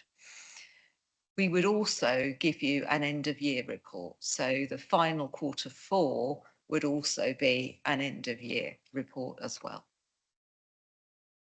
So are you saying that we need to make sure that Councillor Garrett puts this on his agenda for his audit and governance committee? No? To discuss on what needs to be on these reports and data, because he is the king of data. I would advise that each of your committees needs to look at the performance of the areas for which they are covering, and that at some point you have a performance related report that comes to committees on a regular basis. Okay, Councillor Brodie. I get that, Wendy. It strikes me that obviously the committees are going to come in May. They're going to take a little while to get fully up to speed, unless I'm chairing them all. And Joe, of course. So I would suggest that perhaps there should be a brief review of the way this is presented now, so as at least they're getting something early, because the end of year Q4 ones, I would imagine, are going to be available June, July or whatever. Now that's a short period of time, for the committee to get, to review everything, etc. It's not going to happen, is it really? So can I suggest that? Councillor Jarman. Thank you, Chair. I just wanted to make sure that my earlier point about the consultation results being distributed was not lost, and that was agreed. I'm always interested in QPMR reports where there's a figure of 100.0%. For some reason, it just reaches out and grabs me in an interesting way. And I was very interested to read that during the Q3, the floating bridge was operating 100% during its scheduled hours during the entirety of that quarter. I'm assuming that is a correct figure. It's just at odds doing a search online for notices about the floating bridge having operational difficulty, breakdowns, ramps, something about hydraulic things, which I couldn't quite understand because I'm not into that nature of boats. But despite all of those problems, it was operational 100% of the time. Is that actually correct? If the data's there, I will assume that's correct, but it seems like you've fallen into the trap of believing our floating bridge never works. And the opposite is true. It actually works most of the time, even when it's not working. The high percentage actually beats the ferry operators. This is astonishing. But the narrative is floating bridge is never working. Actually, it does work. And when it doesn't work and it's not 100%, often it's for planned repairs or maintenance. Just a quick question then, because I did highlight that as well as the 100%. If it works and it's so efficient, why are you leading the charge to replace it with a new one? There are costs involved with the vessel approaching £100,000 a year for the push boat. The life of the vessel is potentially, well, the last floating bridge was 40 years, but potentially 25 years. You don't have to, well, I'll work it out for you. 100,000 for 25 years, £2.5 million. That's the cost. I would suggest to you that there may be other ways of doing it. Yeah, I know. Yeah, it did jump out. It really did jump out, didn't it? And I did the same thing. I've circled it as well. Councillor Jarman. I was just rereading just some of the emails that came in from Councillor Love, whose ward, of course, is greatly affected by this. And I noted the one at the beginning of October where he was noting the issues of availability and reliability. But it may be that what I'm thinking of is wrong. I agree with Councillor Jordan that it is operational a great deal of the time, and indeed I've used it. But I suspect probably that term operational use and scheduled downtime is a bit of an issue. And I suspect for most people who live in the area and use it regularly, whether there's short notice scheduled downtime does actually affect what I would call scheduled availability. So sometimes it's down to the terminology which is used. And I know that Whitelink and Redfern will use exactly the same misnaming of terms. Thank you. Yeah, I think we've done enough on it's one of those ones that makes you go a little bit red in the face and angry, Councillor Jordan. I don't think I've got the temperament for it tonight. I'm going to bring Councillor Lilly because he was on my list, and then Councillor Brodie. Thank you, Chair. I just wanted to, like Councillor Brodie, bring up certain things looking through the figures. One is on page 195, which is the rate of children electively home educated.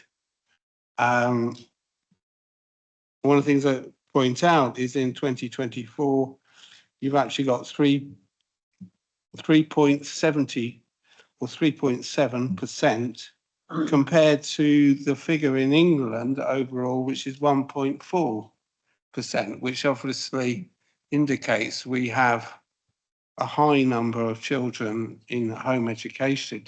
And, you know, one of the factors is that if they're home educated and not going to school, then that school cannot access the funding that goes per child. So I just wanted to know what is a strategy to start to get some of these children, at the moment on this figure it's 610, back into our education system, because that would be of real benefit. I know in Derby and in Devon, Councillor Lilly, can we move? they actually do 1 day a week to actually get them back, and you can actually then get the full return of the money. So that's my question. Mr. Whitaker. Thank you, Councillor Lilly, for the question.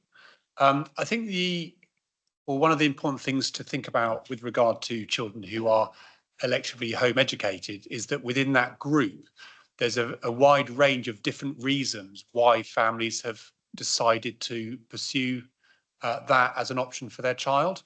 So, for example, there is a group who, for philosophical reasons, wish to electively home educate their children.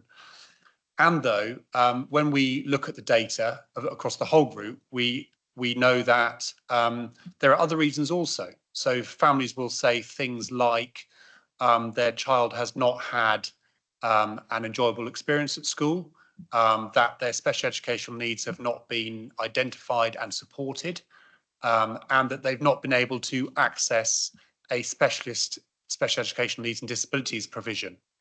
And those are the reasons that they have taken them out of school and decided to electively home educate them. We also know that there's a significant cohort of children whose parents and carers have decided to electively home educate them because they have poor mental health, and they felt that continuing going to their mainstream school, could be primary, could be secondary, has not been conducive to improving their mental health, so they have decided to electively home educate them. So I think probably the biggest factor that we can pursue as a council, as a system leader in the education system that doesn't have all the levers but does have an ability to lead the system, is to improve the quality of education in our mainstream schools. And if we do that, then children will have their special educational needs and disabilities identified. They will have the support put in place.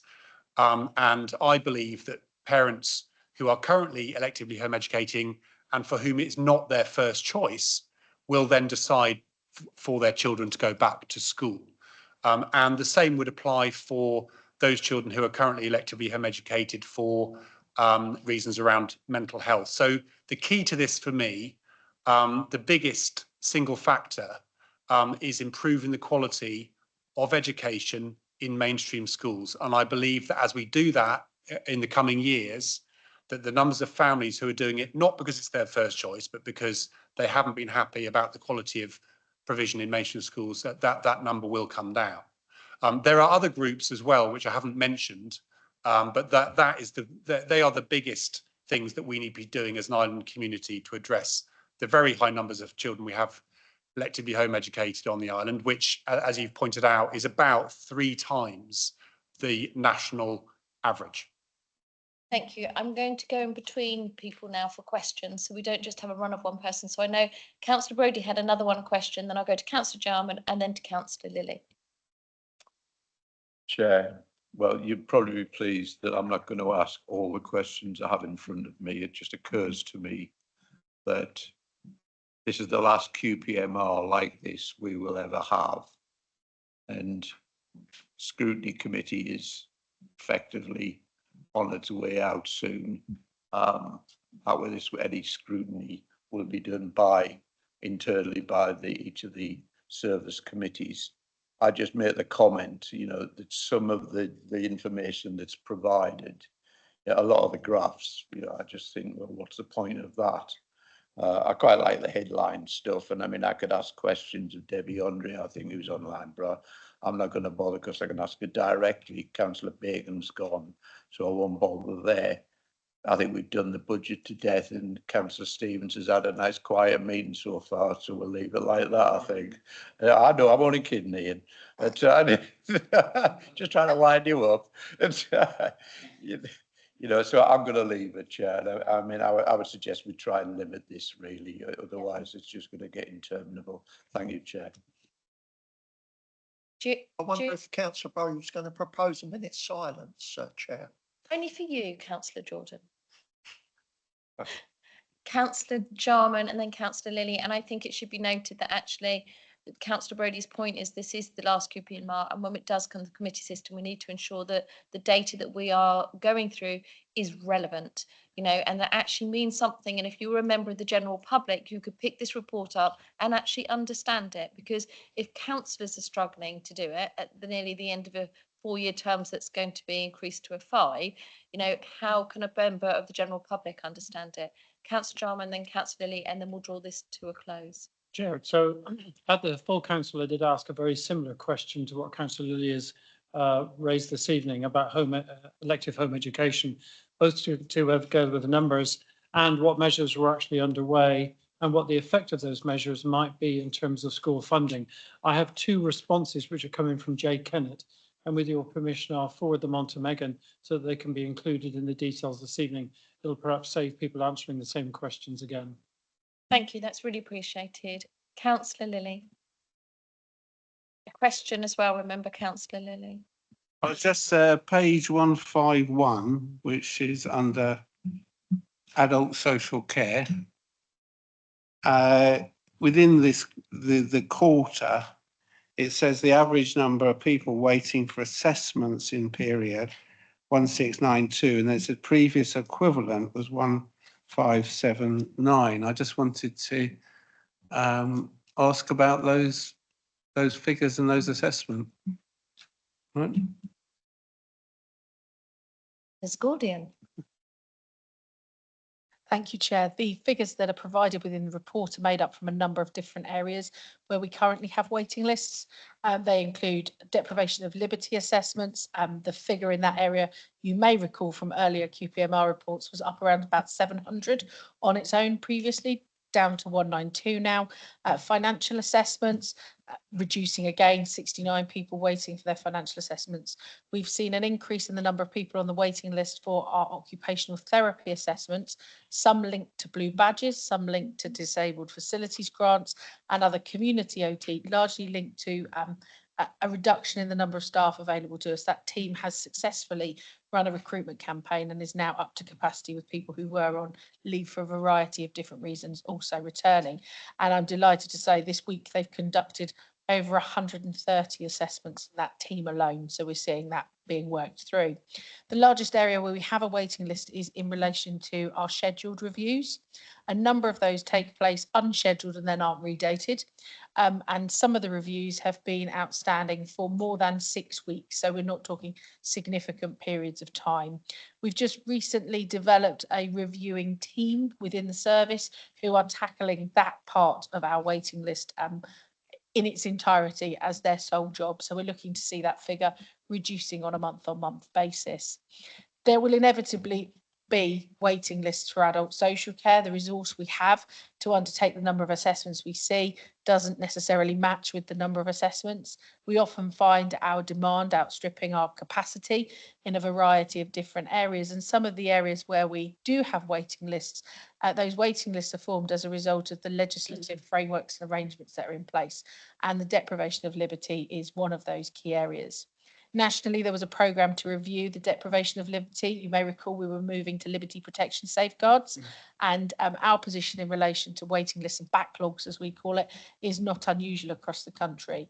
Central government have confirmed that we won't be pushing forward with the LPS review, so the situation we have is the one that we are left to deal with as a local authority, as of every other local authority in England.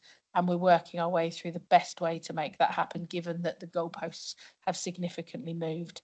I would ideally like to see nobody waiting for adult social care.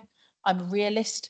I think regardless of what I do, how my team are performing, and even if they're performing at 100% every single day of the week, there will always be a waiting list. I'd benchmark that waiting list at about 800 people, which is why we're tackling what we have at the moment. The position we see is largely an improvement in previous years, although I appreciate that's not reflected by the previous equivalent period. Thank you. Yeah. I would just like to say, as we bring this to a close, congratulations to Community Services. Living across the road from my elderly mother, and there's quite often I get the phone call going, is this a scam? And usually it is. So it's really good to see the amount of money that our vulnerable residents have been saved by actually putting out all the information they do on scams on a regular basis. It's really useful. It's like 104,000, which is just incredible. So I think we need to give a bit of a praise to a department that's doing a lot of good for our vulnerable residents. We're going to move on now to adoption of the three. Are we saying this LCWIPs or LC whips? Is there a way of pronouncing LC whips? Okay, we're going to move on to LC whips. The only comment I will make as chair is a lot of the stuff that came out of the consultation was basically make sure you sort out the networks that's there already. You know, there's lots of the past and everything that's a big thing that came across in the consultation, that people didn't have a problem with it, but actually the network that was there, you know, I know that stuff that I use quite often is, you know, closed because of flooding, etc. So we need to look at that in the consultation. Does anybody have any other question on the LC whips? We will move on then. Schools admissions arrangements, as chair, I know I've read through the document. It does seem pretty standard. Does anybody have any questions on this, or are you happy to move forward on schools admissions? on the document. So are we happy with that? Right. We will move into the bit that, you know, everybody's been waiting for all evening, is the update from Wendy Pereira on devolution, a verbal update. Thank you, Chair. I think I caveat this with a health warning, which is that what I can give you is the information as I currently know it. And this is a moving feast. So you will be aware that 6 areas were successfully accepted onto the priority programme, and that Hampshire and the Solent authorities of Southampton, Portsmouth and the Isle of Wight Council were one of those. The next stage in terms of moving forward with information about devolution is government-led. There is a consultation which government will draft and send out. We were anticipating that consultation was going to be launched this week. There was a call that has gone into Chief Exec's diaries for tomorrow morning, and I am again anticipating that that call will set out when they are going to go live with their consultation. We don't have any details of what that consultation includes. It is entirely a government-led consultation. I think the aim is that it will be live for between 6 and 8 weeks. And the reason that it's government-led, so we are told, is that it will enable the council as well as communities and others to provide a consultation response on the content of that document. I'm assuming that it will be based on the framework that's set out in the white paper, but that is my assumption. That's not what I'm being told by anyone. That's where we are in terms of the devolution priority programme. Overall, the timetable for that is for the government consultation to be launched. We know that the May local elections are minded to be postponed. That is still as yet an announcement, and the order hasn't yet been laid, which will formally allow that to happen. We have asked for confirmation as to when that order is going to be laid in Parliament, so that we as authorities who are affected by it will be in the position to formally announce that our elections have been postponed. We have yet to receive confirmation as to when that date is. If it's not part of the conversation tomorrow, I'm sure both myself and the Chief Executive from Hampshire will press that point, because clearly we have arrangements on hold with various venues, printers. It is a concern that as we move closer to when the pre-election period would have started, if we haven't had that formal position, we could technically not have our elections postponed. Can I just add to that? There's been lots of queries come out from town and parish councils today with the announcements that their council elections will go ahead in May.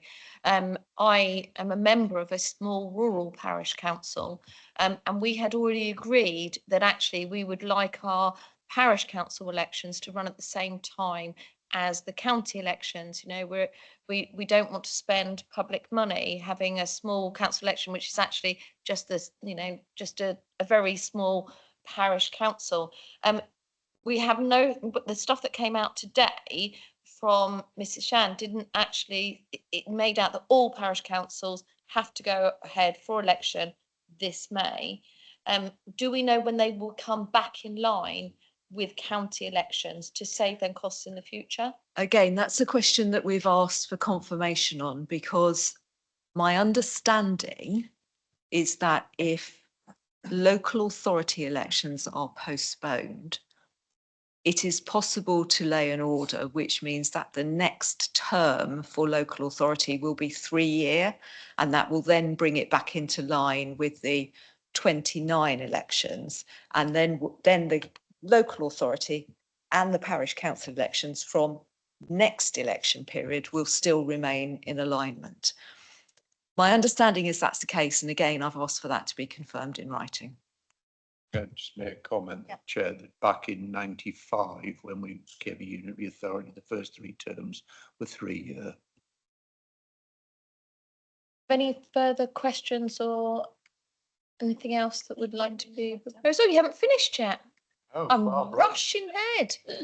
Sorry, that was my fault. I do apologise. I really apologise. Sorry. The final bit in terms of devolution is that the intention is that the formal decision of this council as to whether it moves forward with devolution or not will happen towards the autumn of this year, and that will be a full council decision. So government will draft the legislation that will move forward a mayoral combined county authority in the first instance. Each constituent authority, so that will be Hampshire, Southampton, Portsmouth and ourselves, will have to take that to their full council for a decision about moving forward. And then should that be successful, we move to mayoral elections. I can't say that word, in May 2026. Thank you. Do we have questions? Let me do with the list. Councillor Critchison, Councillor Drew, Councillor Blake, and that's it at the moment. Thank you, Chair. The Parish Council, a local one of mine, obviously was asking that so if it's not contested, they wouldn't have to have an election. So they were just double checking that technicality. So a lot of smaller ones aren't often. So they just want confirmation from that message. There was a few points. Thank you. Chair, if I may, it remains the case as ever with town and parish council and community council elections that if the seats aren't contested, then no election is held.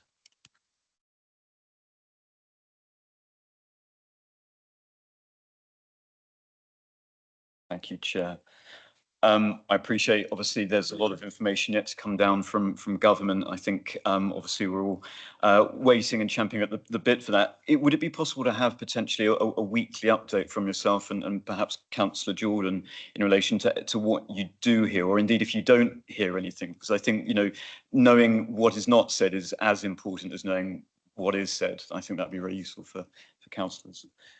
Chair, if I may, I'm happy to arrange for a regular update to group leaders, all members, in terms of where we are with any announcements or any information that's coming out about devolution. I think that's really useful, just to, even if it's an all-member email that says, nope, nothing's changed since last week. Actually, it does feel that everyone's being communicated to and kept in the loop. Next on the list was Councillor Blake. Chair, I have a recommendation, so probably best to sort of let the debate I'll bring you in at continue. the end Yeah. then. Councillor Jarman. So just to check on something from what Councillor Drew just said, I think it would be worthy of this committee to ask that all communications from central government to this authority are shared with all members at the end of the day on which they're received. There were some articles that were sent out even last week to this council, which were then put online and distributed much later. And we've had that in the past. I think we should make sure that we are all up to date, as Councillor Drew has pointed out, that if documentation does arrive from central government, we are all informed at the same time on the same day. And what I would like to do, going beyond that, is just to check a little bit further with the Chief Executive on the arrangements for the town, parish and community councils. My understanding is that, as Councillor Critchison quite rightly pointed out, if it's an uncontested election, then it doesn't have to go through as a formal election unless there are 10 members of that parish, town or community council who request it to be an election. Is that correct? Yes.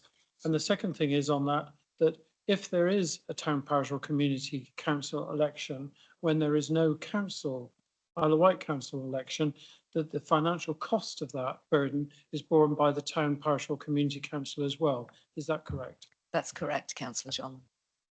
I know a number were not aware of that.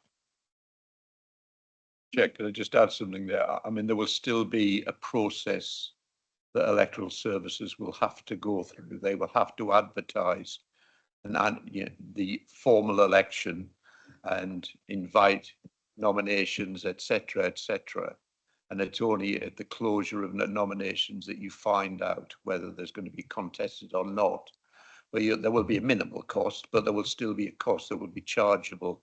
Now, I mean, if I could just say, Chair, this is gonna be, I would guess, the best part of a six-figure sum collectively for town, parish and community councils. And certainly when they're at the same time as Isle of Wight county elections, it's the cost that we're charged is bearable. And I speak from one of the bigger councils who has provision for these costs. It's going to cost them a fortune, as the chair says. If there are contested, I mean, I think yours is one where it's an all-in, isn't it? 8 vacancies or whatever. And if you get 9 people apply, you have to have an election. That probably wipes out your budget for the year. Is there likely to be any assistance from County Hall towards those costs, particularly for those councils that don't have that sort of provision? Thank you, Chair. There is no funding available from County Hall to fund those local elections as we currently stand. We have asked the question of central government about additional funding to support local council elections. Again, we are waiting to hear anything on that. Sorry, Chair, but can this council make some provision? We can take it away and look at it, Councillor Brodie. What I can't do is confirm that there will definitely be funding for you. So can I just add to this line? One of the things with the town and parish councils, they've set their budgets already. So, and they haven't actually included this extra cost, which would probably mean that some councils might not have it, or they might have to take it out of reserves. So I just think we do need to own that, because a lot of those parish and town councils also help the Isle of Wight Council out in funding issues. You know, Ryde Town Council is just paying for the help centre now in Ryde Library by extra cost. So this is really going to hurt, and it could actually mean that certain very local services could be cut, like grants to the voluntary sector or something in the year. So it is a knock-on effect, which I think we do need to take note of. Thank you, Councillor Lilly. I think we do have to accept as well that there is a political party who were waiting for county elections, but actually will use these town and parish councils to show the strength of feeling for them, even though in the normal run of things, these parish councils wouldn't actually be used for this form of flexing popularity. So I think we have to accept that it is very likely even the small rural councils will be contested. I think it's very likely that will happen. I think we need to bear in that mind when we go away to think about it, that normal parish council elections that wouldn't normally raise any interest will probably mean, because there is actually a delay of that year. Can I hand over to Councillor Blake now? I think. Just a comment first, Chair, on this issue. So I went up to speak to electoral services today, and that they're literally pulling their hair out if Nolan and Clive had any. Bless them, they've got not just financial things to consider, but also they've got things like the poll cards being printed. If it's for the town and parish councils, they can go up to I believe nominations are up to the 2nd of April, to which point if they were then to place the order for poll cards, they wouldn't come to the middle of May, which of course would be 2 weeks too late. So there is huge pressures on them to make an early decision. And of course, if there is a Isle of Wight council by-election, there of course has to be a poll card produced for that. To put a figure on Councillor Brodie's previous assumption of hundreds of thousands, it's around £250,000 for the 33 town, parish and community councils if they were to all proceed with the cost of the election. So that is of course a huge number that a lot of them haven't probably budgeted for to that end. So just a comment on that. I do have a recommendation for this committee to put forward, please, Chair. It does also encompass a bit of what Councillor Drew proposed.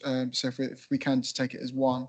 I'd like to suggest that corporate scrutiny urges clarity is sought as to the Deputy Prime Minister's comments that delaying of our vote is because it would be inappropriate to hold votes for a body that would cease to exist. This committee insists that all proposals to cease the existence of Isle of Wight Council as a unitary authority lead to the removal of this council's involvement in them. This committee also asks that the leader compiles a weekly report containing all information received, decisions made and recommendations brought forward pertaining to this issue. Can I propose that, please?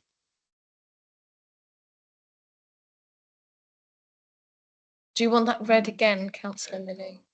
Would you like me, do you want me to read it out? Oh, you could give it, well, would it be helpful if I read it again, so everybody? That's because you like my dulcet tones so much, Councillor Lilly, that's what it is. The proposal from Councillor Blake is that corporate scrutiny urges that clarity is sought as to the Deputy Prime Minister's comments that the delaying of our vote is because it would be inappropriate to hold votes for a body that will cease to exist. This committee insists that all proposals to cease the existence of the Isle of Wight Council as a unitary authority lead to removal of this council's involvement in them. So are you saying, Councillor Blake, that you want us to remove ourselves from the table of the discussion if it means clarity that this council isn't going to exist? That's what you're saying in the proposal. This committee also asks that the leader compiles a weekly report containing all information received, decisions made and recommendations brought forward pertaining to this issue. I think that part has already been accepted, that Wendy Pereira and will be actually doing that as on the part of the Chief Executive. Councillor Brodie. Chair, I think this is more appropriately dealt with elsewhere. A full council or such like. I don't think it's really a scrutiny recommendation.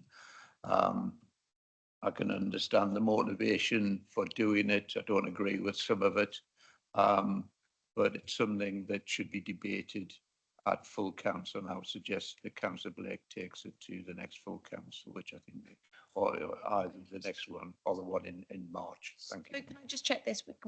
The next full council is a budget meeting, isn't it? And when we're not allowed to bring motions, we are allowed to bring motions. So this could actually be formed as a motion for full council. Yes? If I may, Chair, I think more than comfortable to write to ask for clarification about the comment made by the Deputy Prime Minister, because if the comment is saying that it would be inappropriate to hold elections where local authorities will no longer exist, there is an assumption as to what's going to come out of a process that hasn't actually started, let alone been completed yet.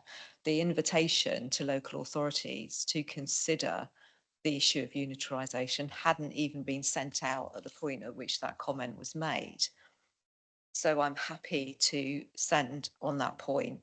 On the issue of local government reorganisation, I think we need to bear in mind that the letter from the Minister has given us a timetable in which to work to, with draft proposals being submitted to government on the 21st of March.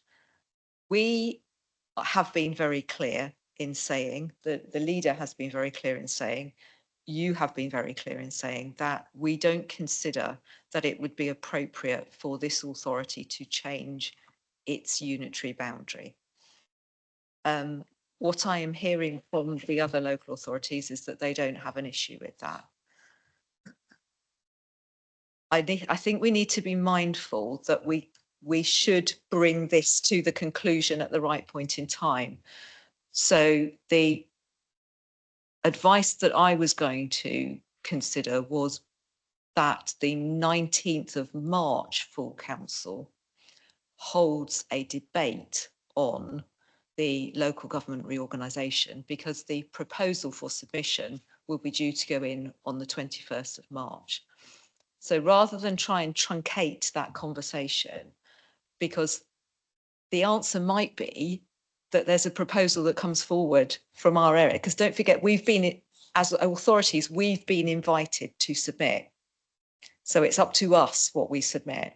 And it may be that the collective view of Hampshire, Southampton, Portsmouth and the Isle of Wight is that the Isle of Wight shouldn't change. We should at least try to allow that process to go forward without trying to truncate it unnecessarily. I completely understand that. I think the feeling of this committee would be that, yes, this definitely needs to be debated, but actually the clarity that we get sooner rather than later from Angela Rae on her comments is it's very important to us as councillors, but it's even more important to every employee of this council.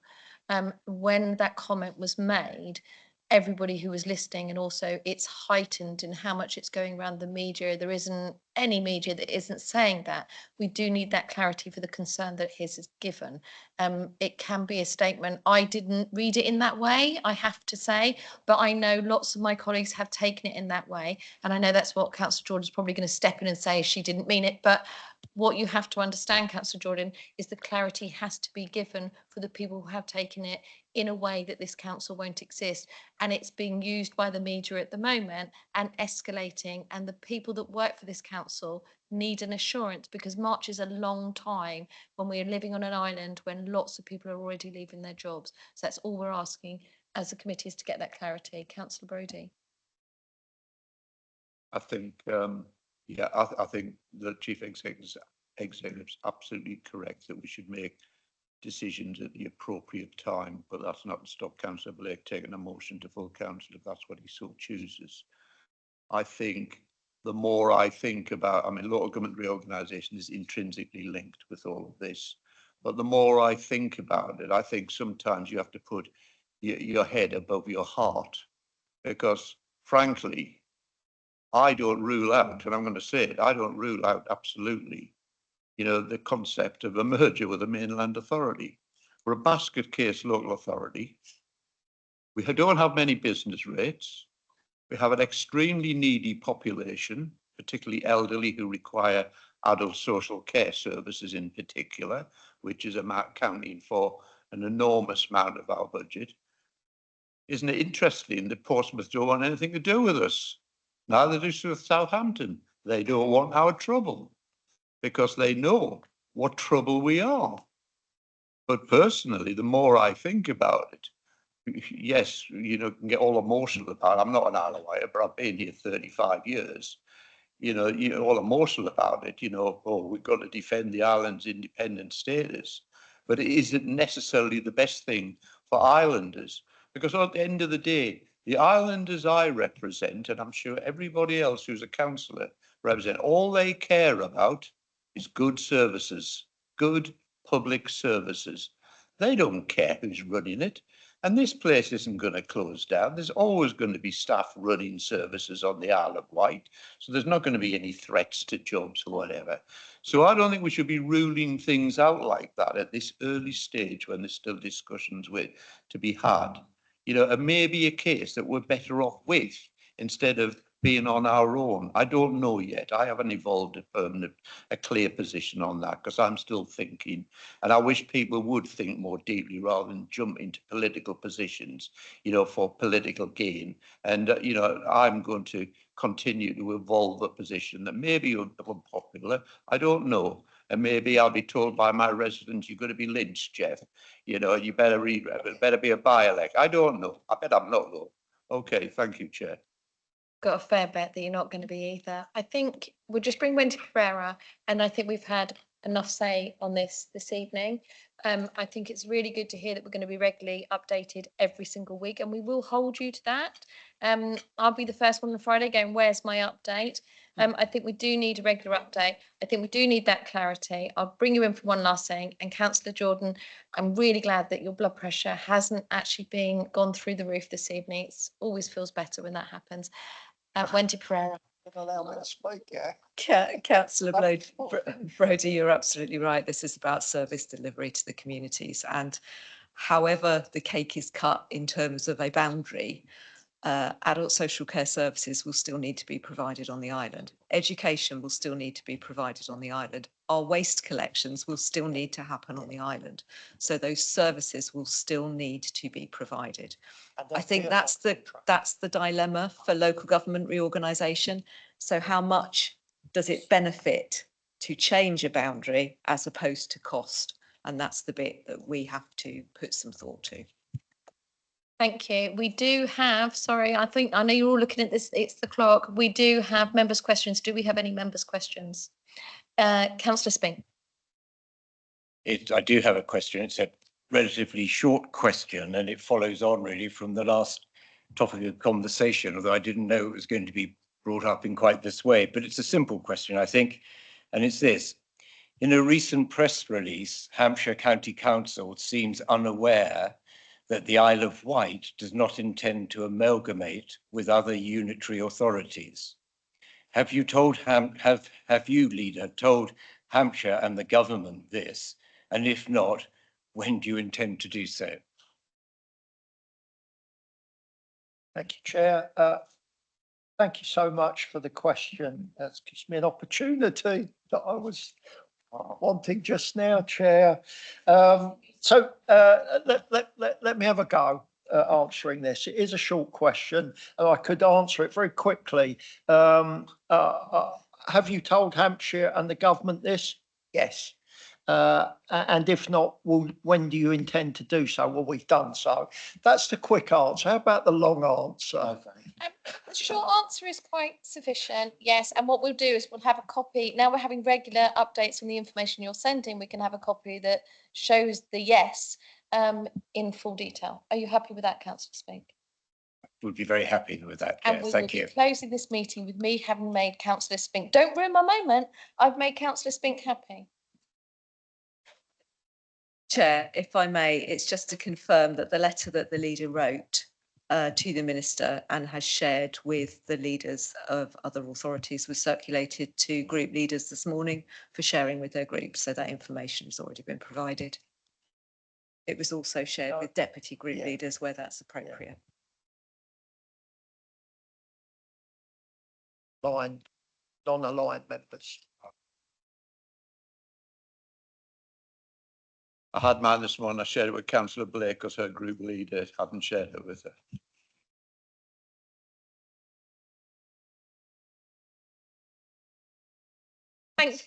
Thank you, everybody. I think it's time to call this meeting to a close, and thanks for all the input on the budget.